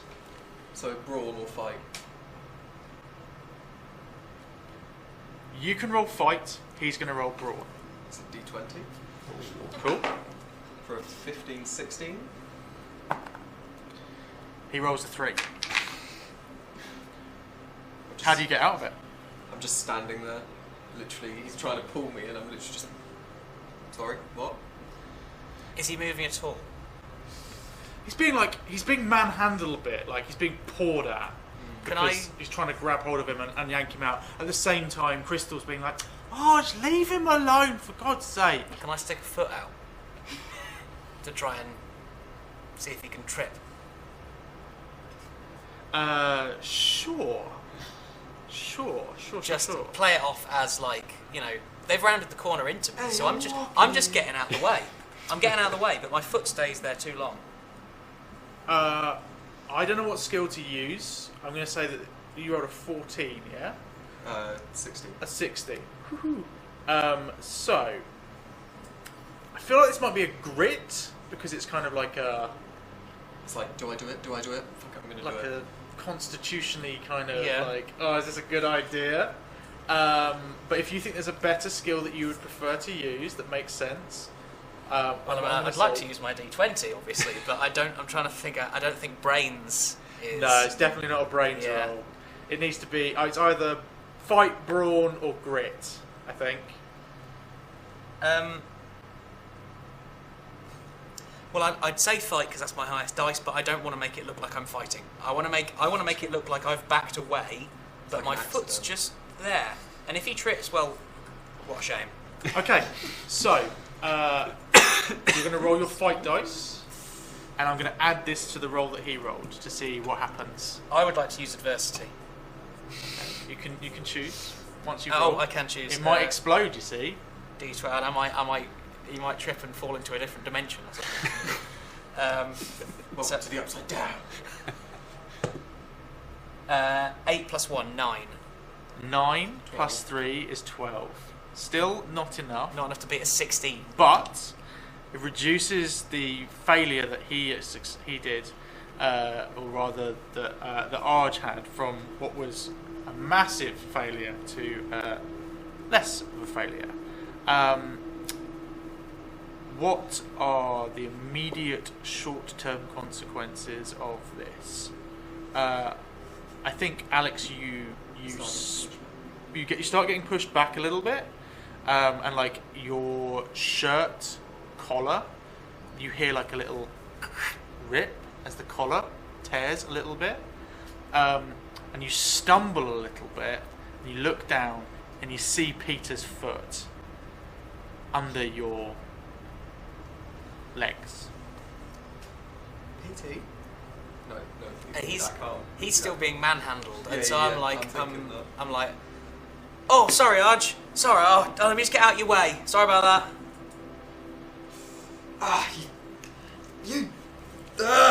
Just don't be a dick. Just give me the film. Get out! Gracie. I hand Gracie Labyrinth and a copy of The Princess Bride that I have picked up for me to watch. Stay there a moment, and I'm going to very purposefully walk over to the scene of confrontation and pointedly ask Arj, this kid bothering you? Oh, Mr. Galahad, yes. No, everything's fine here.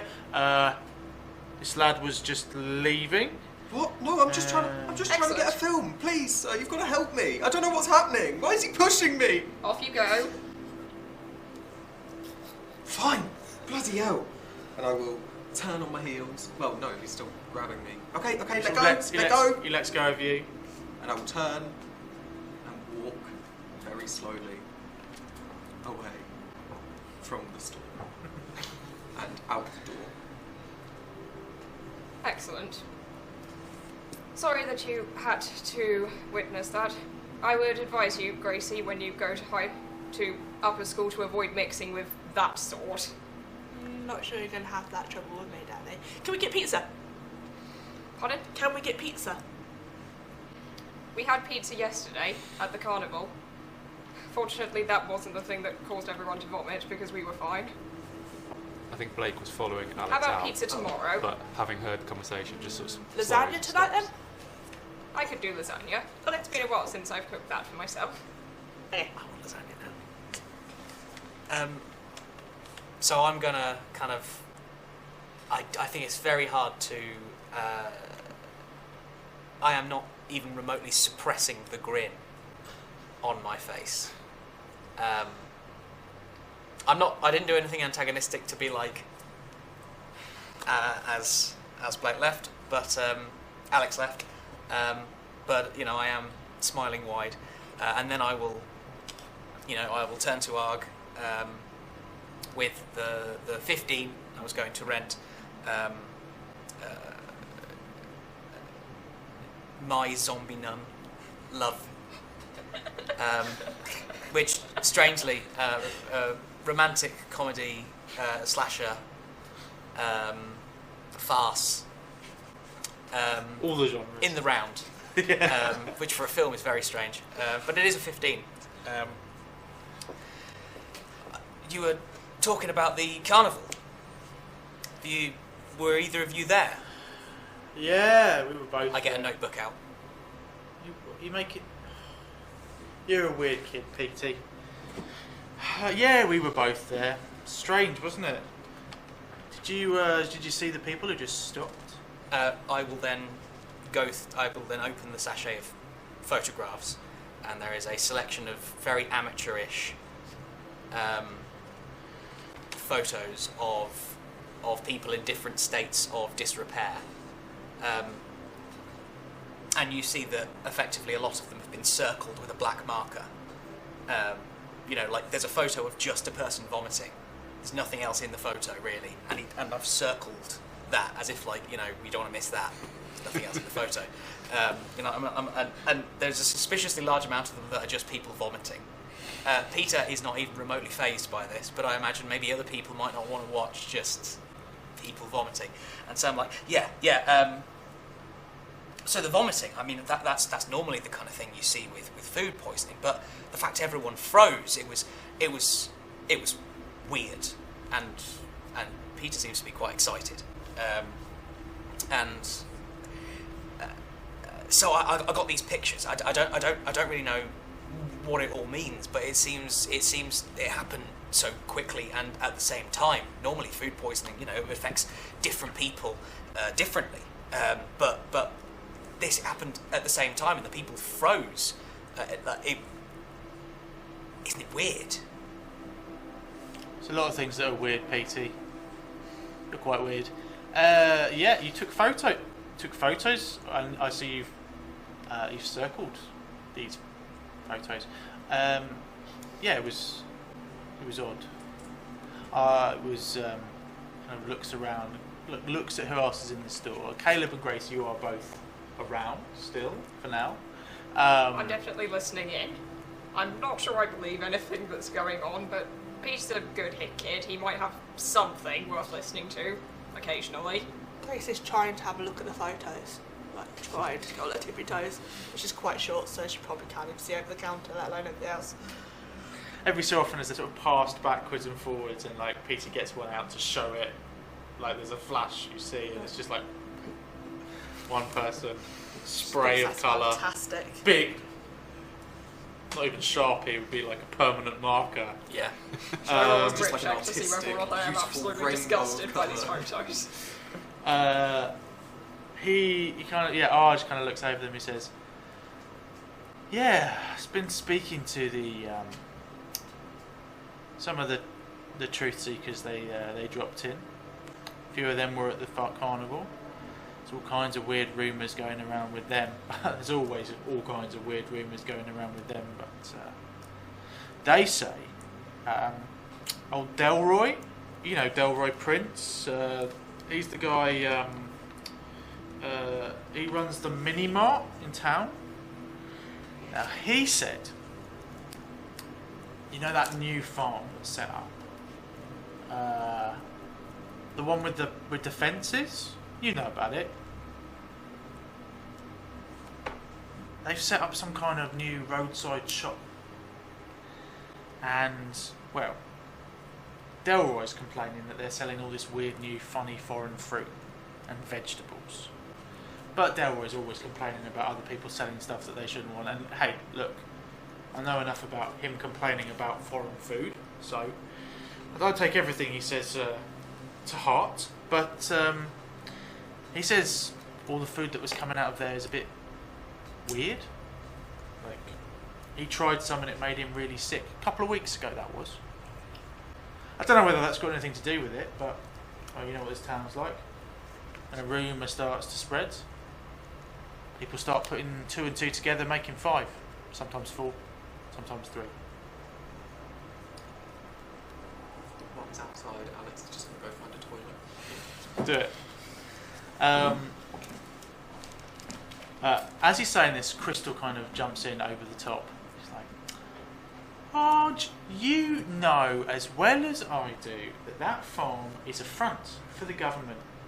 They are using it to make mutant food. I've been reading all about it. They're injecting carrots with all kinds of strange things, and there's like luminescent, and it's like, look, Crystal, you cannot be listening to everything that you read in that magazine. Your mother and that bloody knitting group, I promise you, if I see one more... You never get on with my mother. You're always like this whenever we start talking about the knitting group, and they sort of start bickering amongst themselves. It looks like it's a well-trodden argument as these few things start to pour out from the conversation. Gracie and the people left in the shop, how do you react as this goes on? Caleb is deeply uncomfortable at the mention of the knitting group being criticised because he's its youngest member, but he is definitely not fond enough of them to step in and defend them.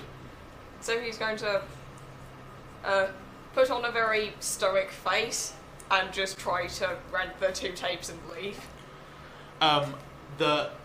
Almost like automatic, whilst this argument's going on and Pete's there like looking through his photos, like just kind of grabs them, looks at nods, kind of there's a moment where he clocks that who you are, and I just kind of looks bashful for a moment, before he like leaps back into his argument, and just grabs the tapes from the thing and pops them down on the counter, and takes some money for them. Is there anything else you want to do here in the shop? Or do we move forwards? I think we'd better avoid food from that place if it's going to make people ill. Peter is going to see if he can get a word in and ask, when's the next meeting for the Truth Seekers? Official one. There's one on Friday, a few days from now. Cool. Afternoon. Well, early evening. I think they're meeting. What was it that Happy said? Happy said Next meeting. Because the last one was at Jeff's mum's place, and that was Eventful, from what I hear. Yeah. No, I think they're planning on meeting over on the edge of Berry Farm. You know, that's the new place. Oh, Well, that's what they're calling it. That they said they wanted to kind of have a little bit poke around. Although how well they'll get on, I don't know. Okay, brilliant. You want that one, Pete? Yeah, please. It's not very good. Really? I mean, it's passable. I just saw zombies and nuns and... Whatever floats your boat. And he grabs the thing, slams it in there, puts it down, put it on your tab. Thank you very much. Oh, and then I bring out the cassette I was set to return, which my mother had rented. She loves kind of the farcical comedies, none of the horrors. So it was My Best Friend and Confidant, A Chinchilla Story. She thought it was riveting. Riveting. Well, it should be riveted somewhere, probably in a case in the deepest, darkest ocean. Indeed. This is by far and away the number one worst film that we have in this shop. And you can have it back. Thanks, kid. Thanks, guys. Slings it off to the side. And then I will... Just chucks it in the bin. chucks in the bin. Then I will put the whatever the name of the film was. I think it was My Corpse Bride. about my zombie nun lover. Yeah, I'll put that in my bag and then make my exit. Cool. Making sure to go the opposite way to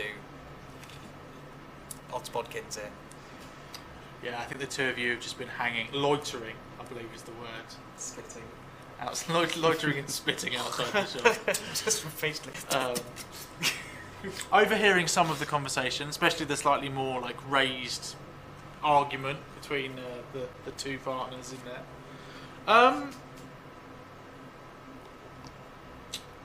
I want now to establish a moment where the five of you somehow become slightly more in depth, like connected, more intrinsically tied together.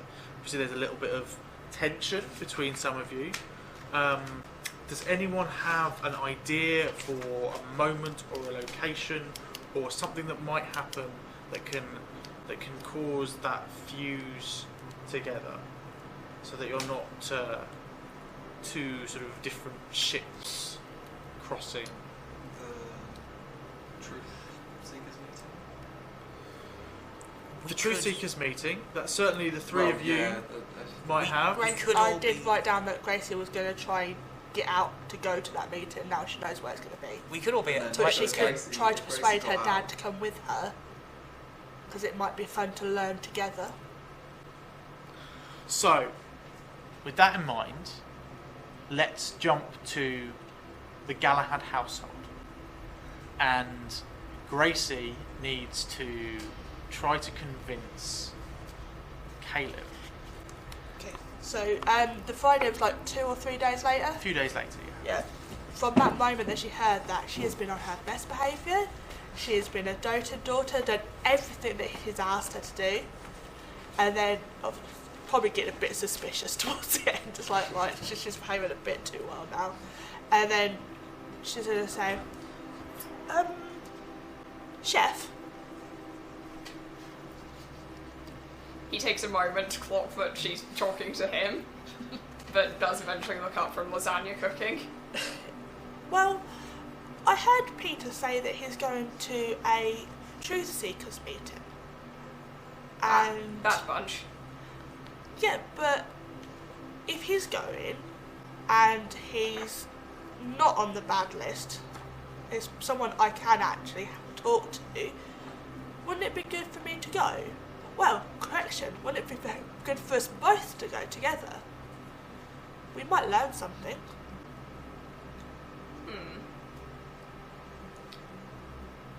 I don't know much about them. It would be good to know who's actually in with them.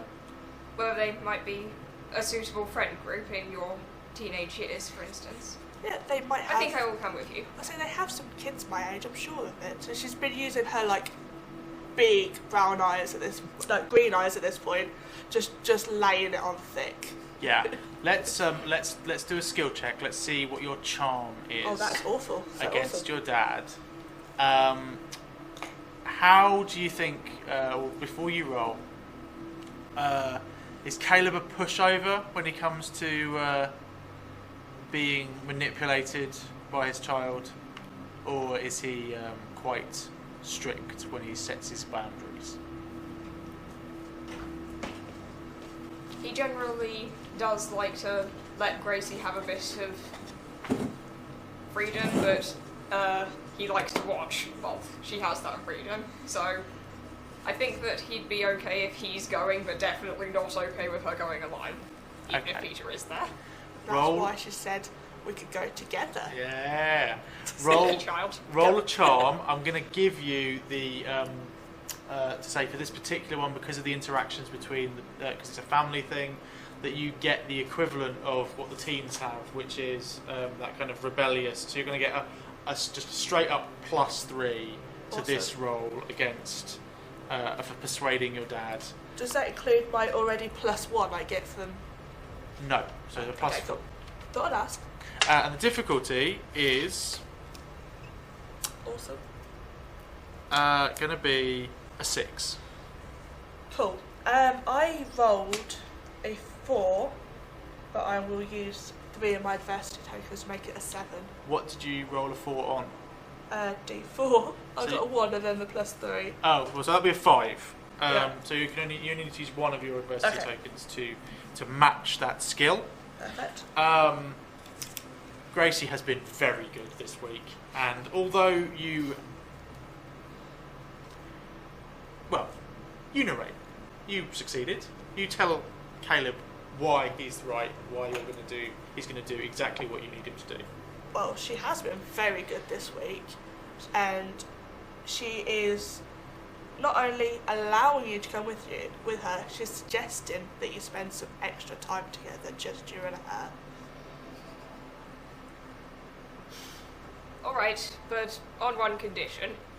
We have watched Labyrinth way too many times in the last week. You're going to watch Princess Bride with me tomorrow. Okay. Princess Bride is an infinitely better film, so that's a perfectly good deal.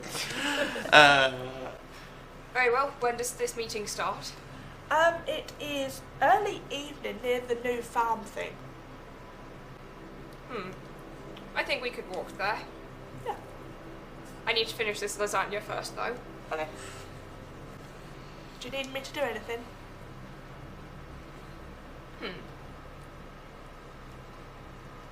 Would you mind cutting me here a bit of sage and rosemary? Yep. I believe there's some in the pots outside. And he hands you this pair of kiddie plastic scissors to cut the herbs with. Awesome. This scene of domestic bliss, the camera pans away. Alex and Blake, what's gonna push you two together, and what might make you head out towards this meeting? I was thinking in the video store, as I was leaving, hearing the conversation, sort of shooting looks at PT and starting to sort of think, oh, maybe he's not full of nonsense, and so maybe there's a conversation of just like saying, maybe we should meet that PT kid, see those pictures, and Yeah. I think that would be. So we know where he's going to be on the Friday.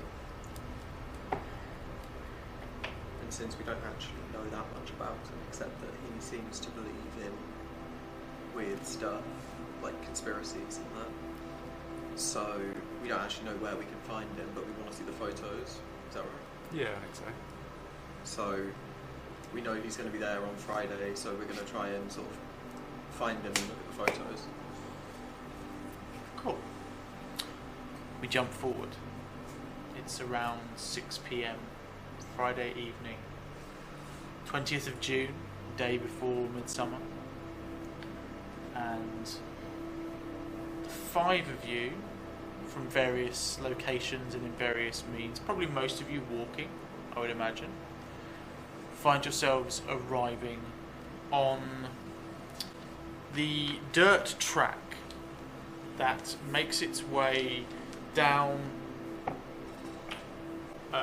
past the front of the Pikewood Forest, before it curves off into the sort of rolling hills, the edge of the rolling hills, where the road eventually leads to Berry Farm. It's not a major road, it's kind of like a small countryside roadway. A few little dusty lay-bys. In the nearby dusty lay-by, you do spot parked up a couple of battered up old caravans and like a slightly more modern mobile home that appear to have taken up residence. There's a few gas bottles discarded off into the verges. Ahead of you, you see chain link fence topped with coils of barbed wire, and on the sign says, "Keep out, private property, no trespassers." 5 of you find yourselves arriving here probably slightly earlier than anyone else, either in your keenness to get out of your family homes, or being a doting father, knowing that you have to walk, leaving ample time to make sure that Gracie gets there for her allotted meeting, with time to spare in case there's a trouble on the route. Peter, you've been here for 2 hours, just waiting patiently. But the 5 of you find yourselves there before anybody else. And you converge on this spot by the lay-by, by the chain link fence. How do each of you react to each other? Oh, hello, Peter. Waiting for the meeting as well. Yes, you could say that, Mr. Galahad, of course. I didn't expect to be coming, but Gracie seemed eager, so of course I'm tagging along. Well, it's good. I mean, even if you're not into the thinking of the truth seekers, I'm not really. I don't think they've got the right idea, but you know, it's always good fun to have a nice little walk in the countryside, isn't it? Indeed. And, oh, you two. Right, so Peter, I was wondering if we could take a look at those photos you took.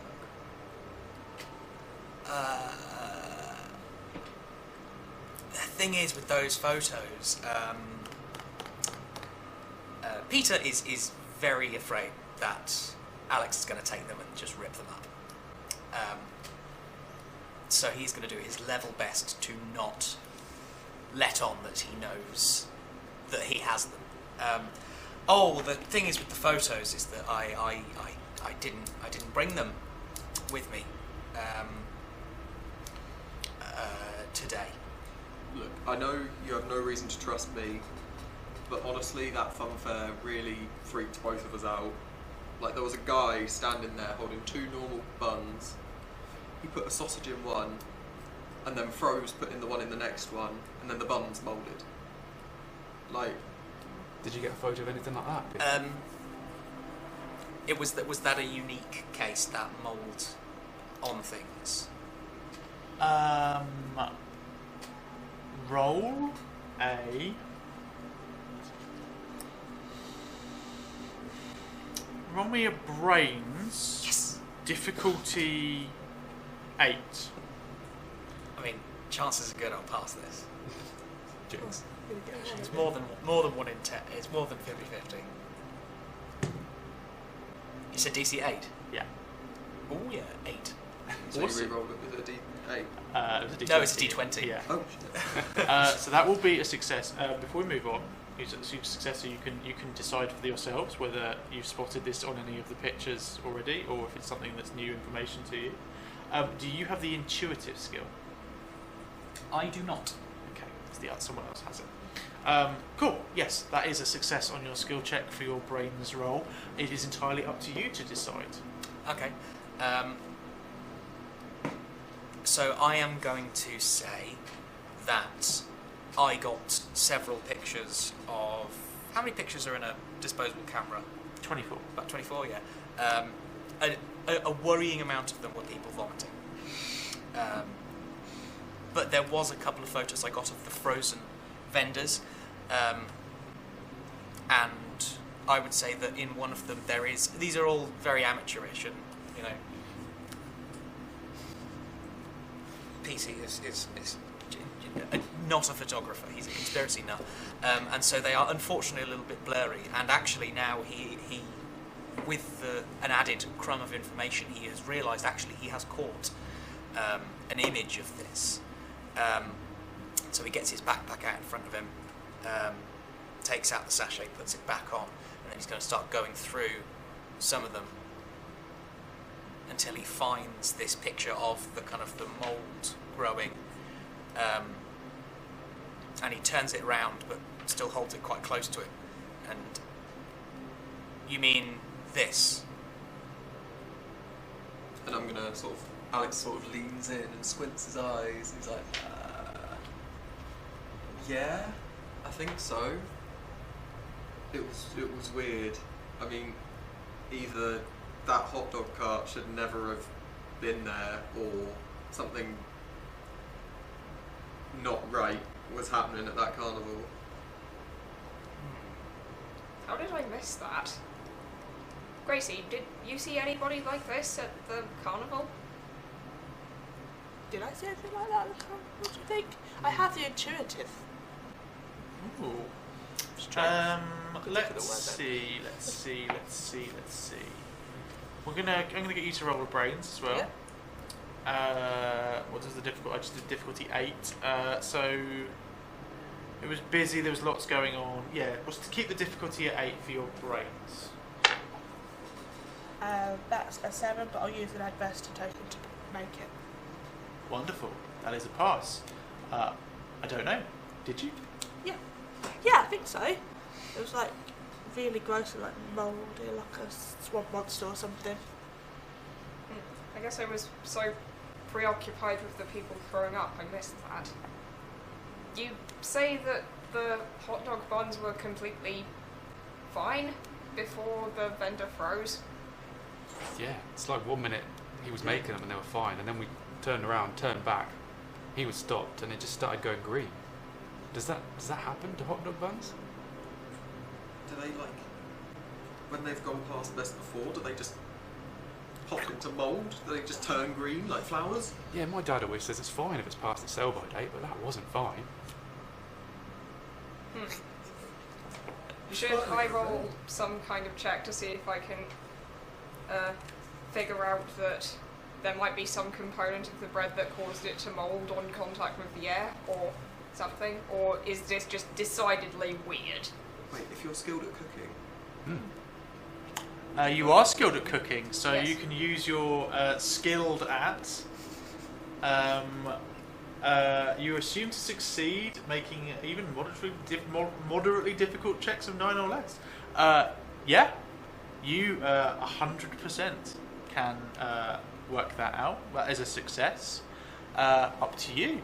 Which of those things, or both of those things, do you want to be true?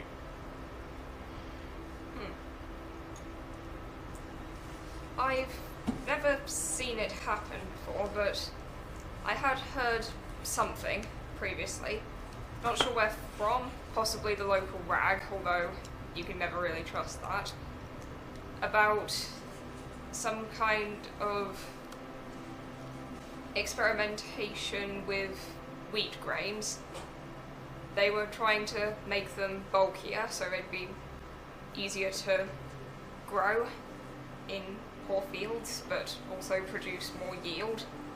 But it was discontinued after a short while because they found that it was moulding within days. but to just mould instantly, having been fine, that's weird. Decidedly weird. Yeah, I thought so. So what are you all here for? Meeting, of course. Yeah. Yeah, I get that, but what are you hoping to get out of it?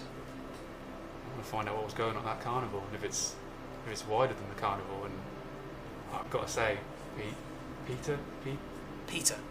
I thought you were renowned for talking nonsense, but after what we saw at the carnival, I want to know more. And I said to Alex, we better go find you. You seem like you've got a bit ahead of this, so that's why I'm here. Well, I'm not crazy, but this doesn't make any sense. But to be fair, the stuff that you usually say doesn't really seem to make any sense to me. Yes. So if it makes no sense to you, what does that mean? Pass.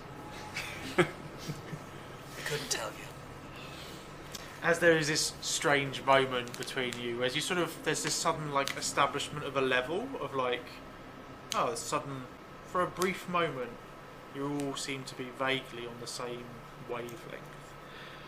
There is behind you in the shot, the door to one of the caravans bangs open, and emerging out in the distance, suddenly coming into focus in the shot, you see a man, slightly overweight. He is wearing a leather vest with no t-shirt or shirt underneath it. Tanned, like deep farmer's tan, shoulder, like the whole of his torso, hairy chest. He's got a shortish, blondish kind of sun-bleached beard that comes to a small point. Slightly balding, but longish hair that kind of flops down the back of his neck like a shower curtain. He's wearing grubby, like oil and grease-stained jeans that he's sort of tied together with a bit of farming rope. The door bangs open. Some of you may know who this is. This is Happy. Happy is a member of the, not his real name, of course, not his christened name, but Happy is a member of the Truth Seekers, but not one of the most responsible ones, certainly not one of the ones that is well respected. He lives a semi-nomadic life, which makes some members of the Truth Seekers and the local town a little nervous of him. He's viewed a little bit as an outsider. And the door bangs open as he sees what's over his head. You here for the meeting? Indeed. It's been called off. Apparently something happened. Someone got sick. I don't know. I just got a message on my pager. I didn't phone to find out. I ain't got money. But that's what they said. No meeting tonight. You have to go home. Happy. Did you look outside at any point? Over the last 2 hours, say? No? Why? No reason. No reason at all. Who got sick? Oh, Deborah and her husband, they say they got, I don't know, flu or something. I don't know. Message wasn't very long. Wasn't food poisoning, was it? Don't know. Message wasn't very long. Alex, do you reckon they all look like that? Can he not afford any clothes or anything? Alex is trying not to laugh very hard. He's like, I'm sure he can afford clothes. If they They're all Just like that. stifling his laughter. They're all like that. I'm not sure we are in the right place. Look, I should pay them a visit, make sure they're doing all right. sure, mister, you do whatever you want. You want to poke around, poke around. I don't care. You come all this way. Anyway, I just thought I'd poke my head out in case anyone else was here. Tell them the news. You got the news? Do what you want. Sorry, happy was it? Happy? You wouldn't happen to have like a piece of tarp or something, would you? That we could borrow? Roll charm. Sorry? Roll a charm. DC is going to be 5. 3, and I will use 2 adversity tokens to get 5. That is a success. You tell me. Does he give you a piece of tarp? He does. And I thank him kindly. And so, okay, Blake, so if we use this, we can put it over the barbed wire, and then we can climb over and have a look around. Oh, smart. Yeah? Yeah. Trained you well. Oh, what are we going to look for though? What's... Well, this is all owned by some, like, people far away, innit? So I doubt that they've got too many people here. So they're probably not going to be patrolling. So we could probably just take a look around. Yeah. Hopefully. Yeah, I guess so. I mean, Yeah. do we... I mean, these... Can I see if there's actually like a small hole in the fence that I could just squeeze through? Yeah. There's a gate. There's just like a gate that says, please go. That seems to me like... Do you have any skills or anything on your sheet that might help you do that? I've only really got easygoing, intuitive and quick healing. But I have quite high grit, which I think doesn't matter if I get a bit scraped up. So it doesn't have to be a massive hole. Yeah, I'll let you do a grit roll on that one. Let's say it's especially if you're going for kind of like forcing your way through. Maybe there isn't a hole and you're about to try and make one a little bit, There will be or a there's bit. like The tiny a very small gap that you're going to forcing your way through. push through. So we're going to set the DC a little bit higher. Alright. DC for this is going to be 11. Okay. With the intuitive, did she get some kind of advantage or adversity token for asking about surroundings or something? Is that right? Oh, No. yes. That's why you tell people things and then you hope they remember them so that you forget. So yeah. What was it? What is it? What does your intuitive give you? Sorry. I wrote down add token or taken. I can't read my writing, so it's either I remember advantage it or was when you adversity. fail a check, you get 2 tokens rather than 1. That was one bit. but I That's don't know. the child one. I'll take it. That's a child anyway. Oh, Oh, well, nice, yeah. I'll get too bad. Yeah, we're not going to do a roll. You can use your intuitive and you can spend an adversity token and ask me about your surroundings. So if you want to spend an adversity token, Yeah, I'll spend the best token. I'm good. Poke around, see if I can find a hole or something that I can make it into a bigger hole. yeah, Dig you underneath. you poke around in the undergrowth, just moving out of sight of Caleb, who's a little distracted by the conversation going on by the teens who are talking about trying to put a tarp over a barbed wire fence. And out of sight for a moment, you do find a small kind of...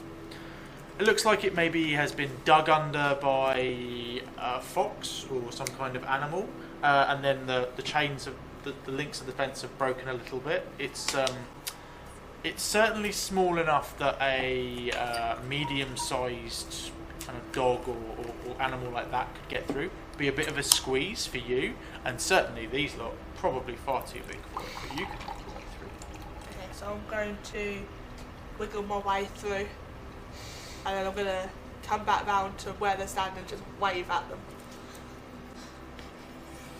While this is happening, I'm just going to attempt to get the tarp over.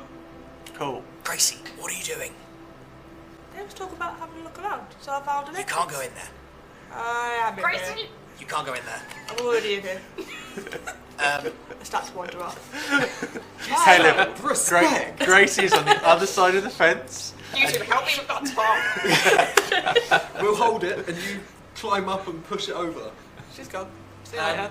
Can I I immediately start trying to scale the fence after her. Can I use prepared and use an adversity token to bring out a set of pliers with those bits at the Like wire neck cutters. of them that have a bit that can cut bolts?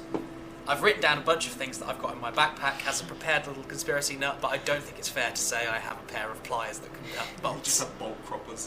Yeah, I mean, definitely don't have bolt cutters because that'd be too obvious. Yeah, I think like that the kind of not like the big Not the ones that you modern use to cut modern padlocks ones you off, have, yeah.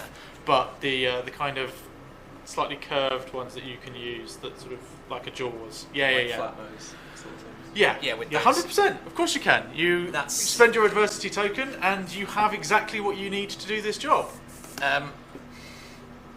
I look at the tarp, and then I look at how long the spikes are on barbed wire, and for a moment I'm thinking,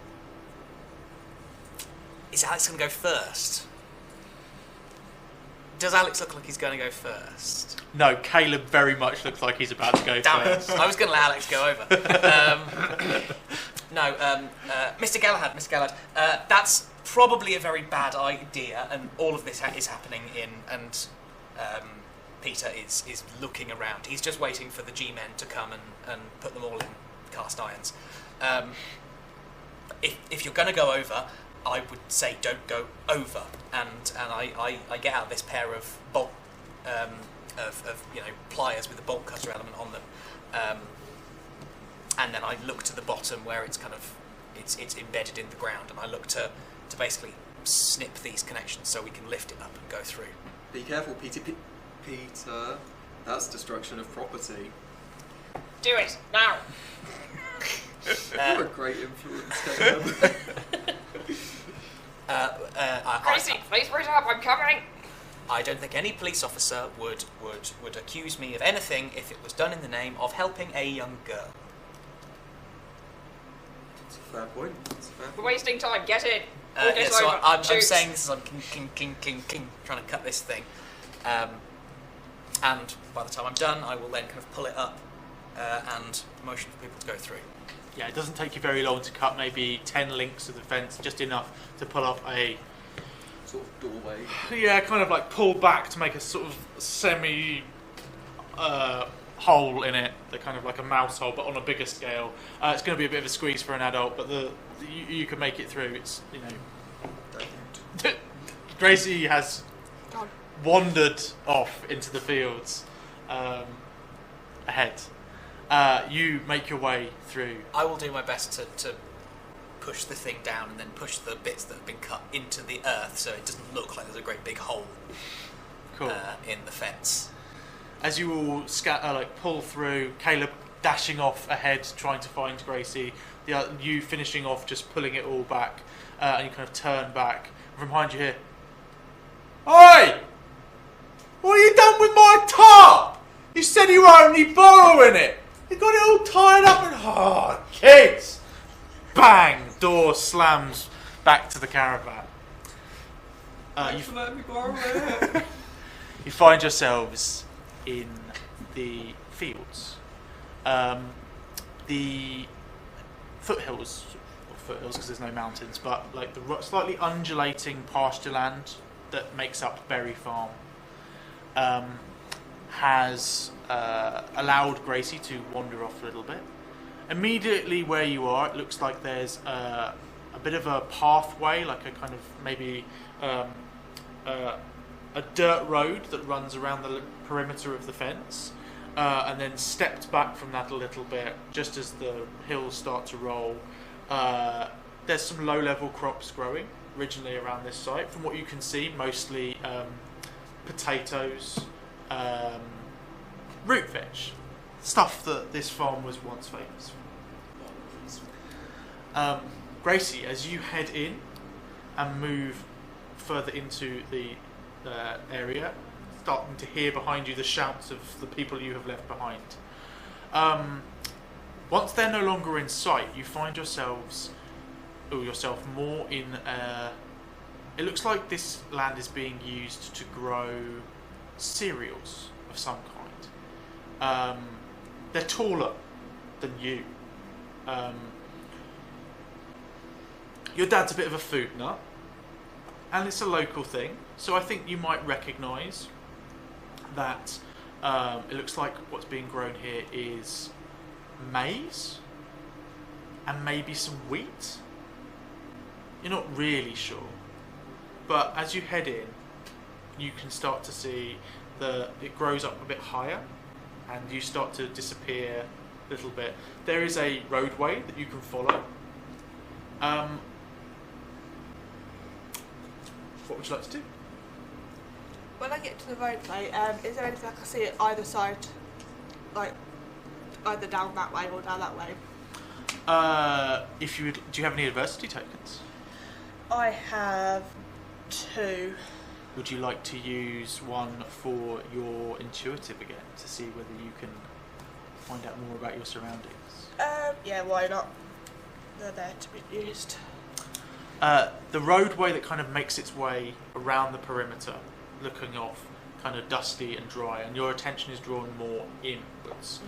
There is a path that leads from the gate that is next to the fence that you just came through, that disappears. Again, looks like it's designed for vehicles, but not super heavily used. But there does seem to be, as you get a bit further in, walking for a minute or so, listening to the sound behind you of eventually Caleb like rushing in your direction, calling out for you, like a protective animal, like father, but also like the kind of animal of like call and response of like, I'm just going to keep saying words until you say something back. You do see that, as well as the roadway which kind of heads off and rolls away, there is then a small footpath, next to which, where they kind of break off, there appears to be some kind of strange metal box into the ground, and this footpath disappears off, and from where you are you can just about make out roof of a small building, probably only a single story high, hard to tell from where you Okay, so I'm going to head towards that building. head down the pathway. Yeah. Are you still trying to evade? Yeah, I'm trying to be as quiet and as hidden as possible. So you want to be completely obscured from everybody, Yeah. not just your father, but Not all just of the my people father, you were with. everybody. It's a great Amazing. game to her. Yeah. She doesn't get much She's done in just her like, life.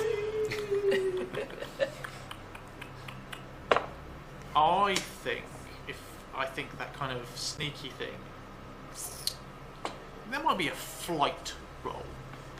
Let's roll flight, and the difficulty is going to be, with the high grass and the all of the wheat and cereals, the difficulty is going to be 7.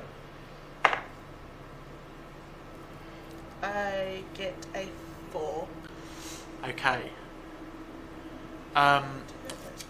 You head off, kind of looking around. Your attention is caught by this strange metal box for a moment, and you stop to examine it.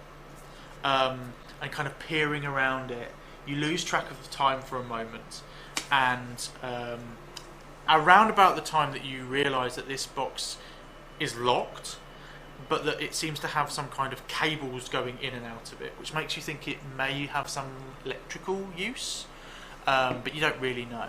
Around about that time, you hear the sound of footsteps behind you running, and just as you react and start to dash down the pathway, you clock your dad coming round, like just into view, and you see Caleb.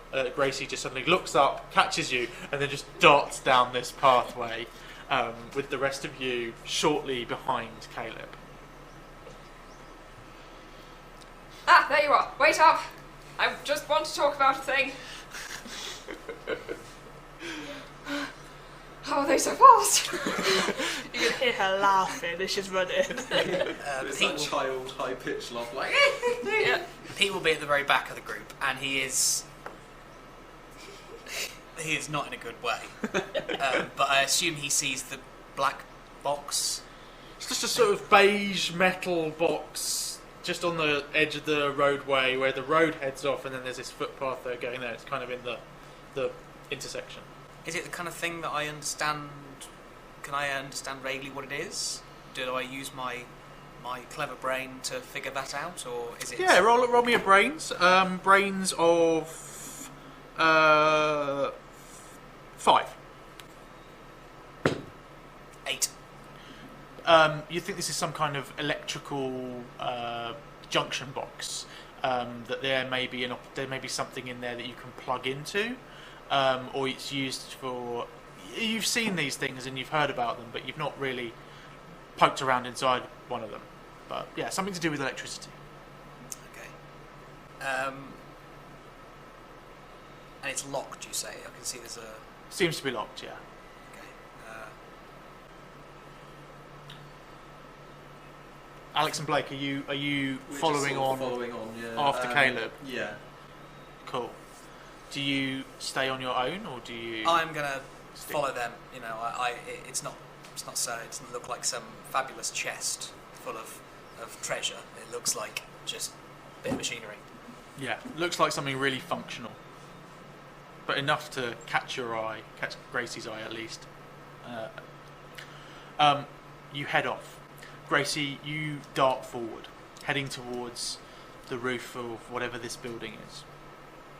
As you make your way along, there is a sudden change ahead. The green stalks of young cereal crop suddenly, at a very marked point, become mature.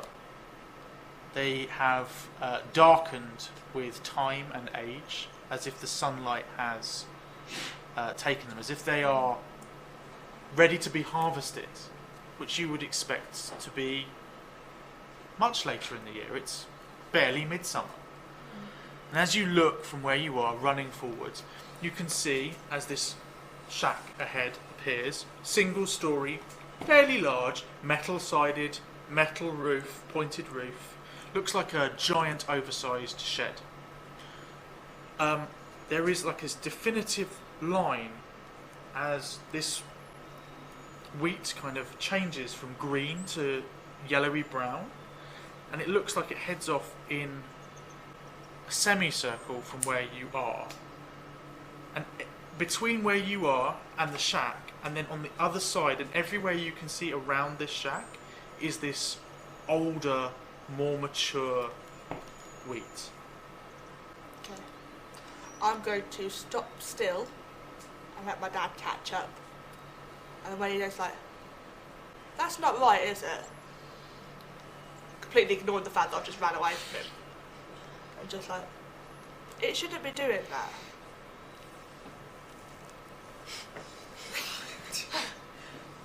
There you are. Please, don't run away like that again. Let me come through the fence with you, I guess. What have you found? Oh. Why would someone make a shack out of metal?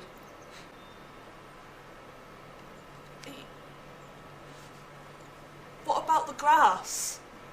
What about it? It's like really young, really not young. It's like me and Strange. like you. Yeah. Usually wheat gets harvested the same year. This looks like it's been left to sit for a couple.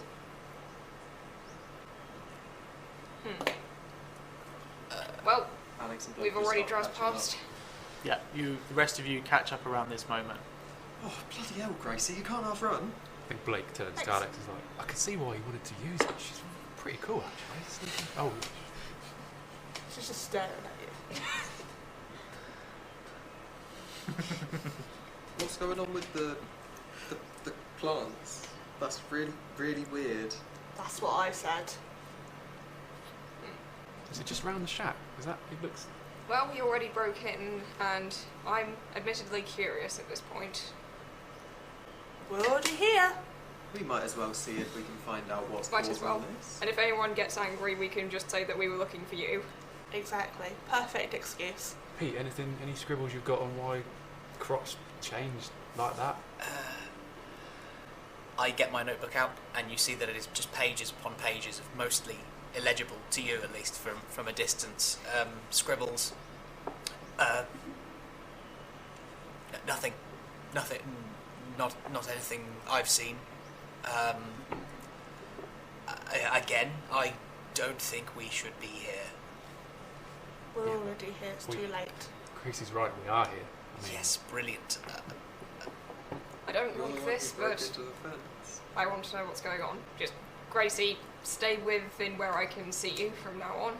If somebody comes and they seem angry, you hide in the grass and I'll pretend to be looking for you.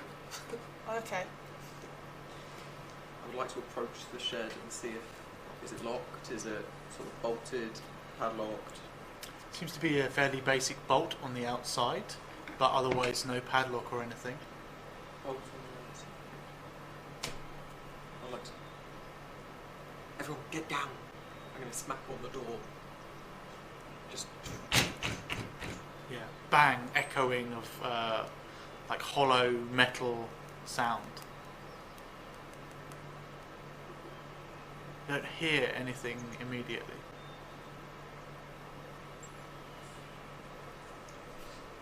I'm going to pull the bolt. Pull the bolt. The doors open, or this sort of one big door, I think, opens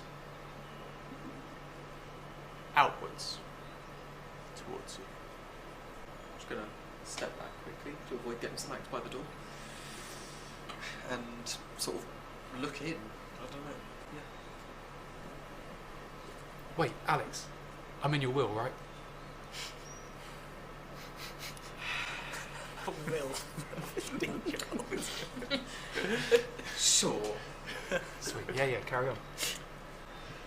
The I'll door, Just sort of open, look in, see if I can see anything.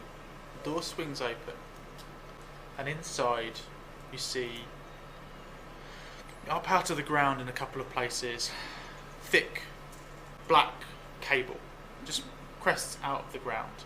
There are more of these boxes inside here, all the way down the right hand side. Same colour as the one on at the junction of the road and the pathway. Ahead of you, down the left hand side, you see a number of desks and computers set up. Old fashioned, big monitors, big desktop. They appear to be running some kind of oscilloscope program or something. There's some kind of monitoring going on. You don't understand it. Petey, you recognise this. This is some kind of oscilloscope program, maybe monitoring radio waves, or I don't know, maybe hard to tell from this distance. You're going to have to get a lot closer. I do. Ahead of you, between either sides of these things, you see a cage. Probably about 2.5 feet wide, 2.5 meters wide, about 2.5 meters tall. Doorway in it, and beyond, just there, sat, cross-legged, looking at you, shaved head, a young child, probably about the age 13, 12, hard to tell. They look younger, they've got shaved head. They reach out, seeing the door open, and calling out, and they say, "Нет! Остин стреляет!" Everybody, roll me a grit roll, DC 11.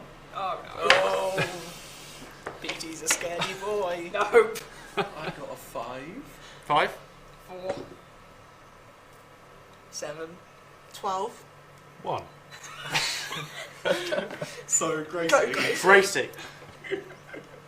Everybody freezes in exactly the position that they were in as this thing ahead of you shouts out, this child shouts out, and you see, although the others don't because they suddenly freeze, there's this strange wave of energy that pulses out and kind of crashes against the side of the cage that they're in. You watch as all of the oscilloscopes and things on the computers go mad, and everybody pauses. Awesome. And that is where we're going to stop this episode. That's cool. Thank you so much, everybody, for playing Kids on Bikes. I hope you had a great time. It's been a lot of fun digging around in Southburg and throwing some crazy stuff at you. Yeah, it's such a great system. I love playing with it.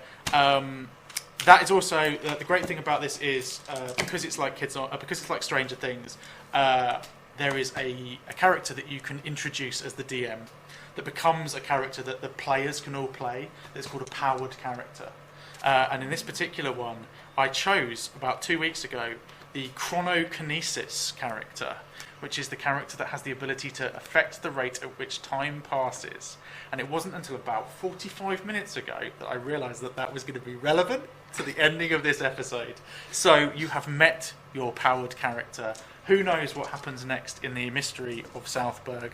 I hope one day we might get to find out. Wait, so you after we had a freezing of time, you remembered that we had a character that affected time.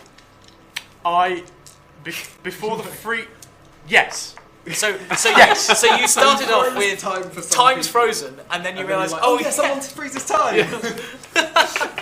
I've learned now from running this game a few times that the way through it is that at the beginning I throw all the juggling balls up in the air, and then I wait and see what comes back down, and keep going with it.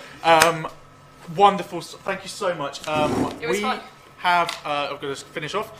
We have 2 more games still to go today for our 24-hour stream. This is my last one. I'm done now. I'm going to go and lie down. I'm now full of so much energy that I probably won't be able to sleep. But I'm done now. The last 2 games are going to be run by Samal.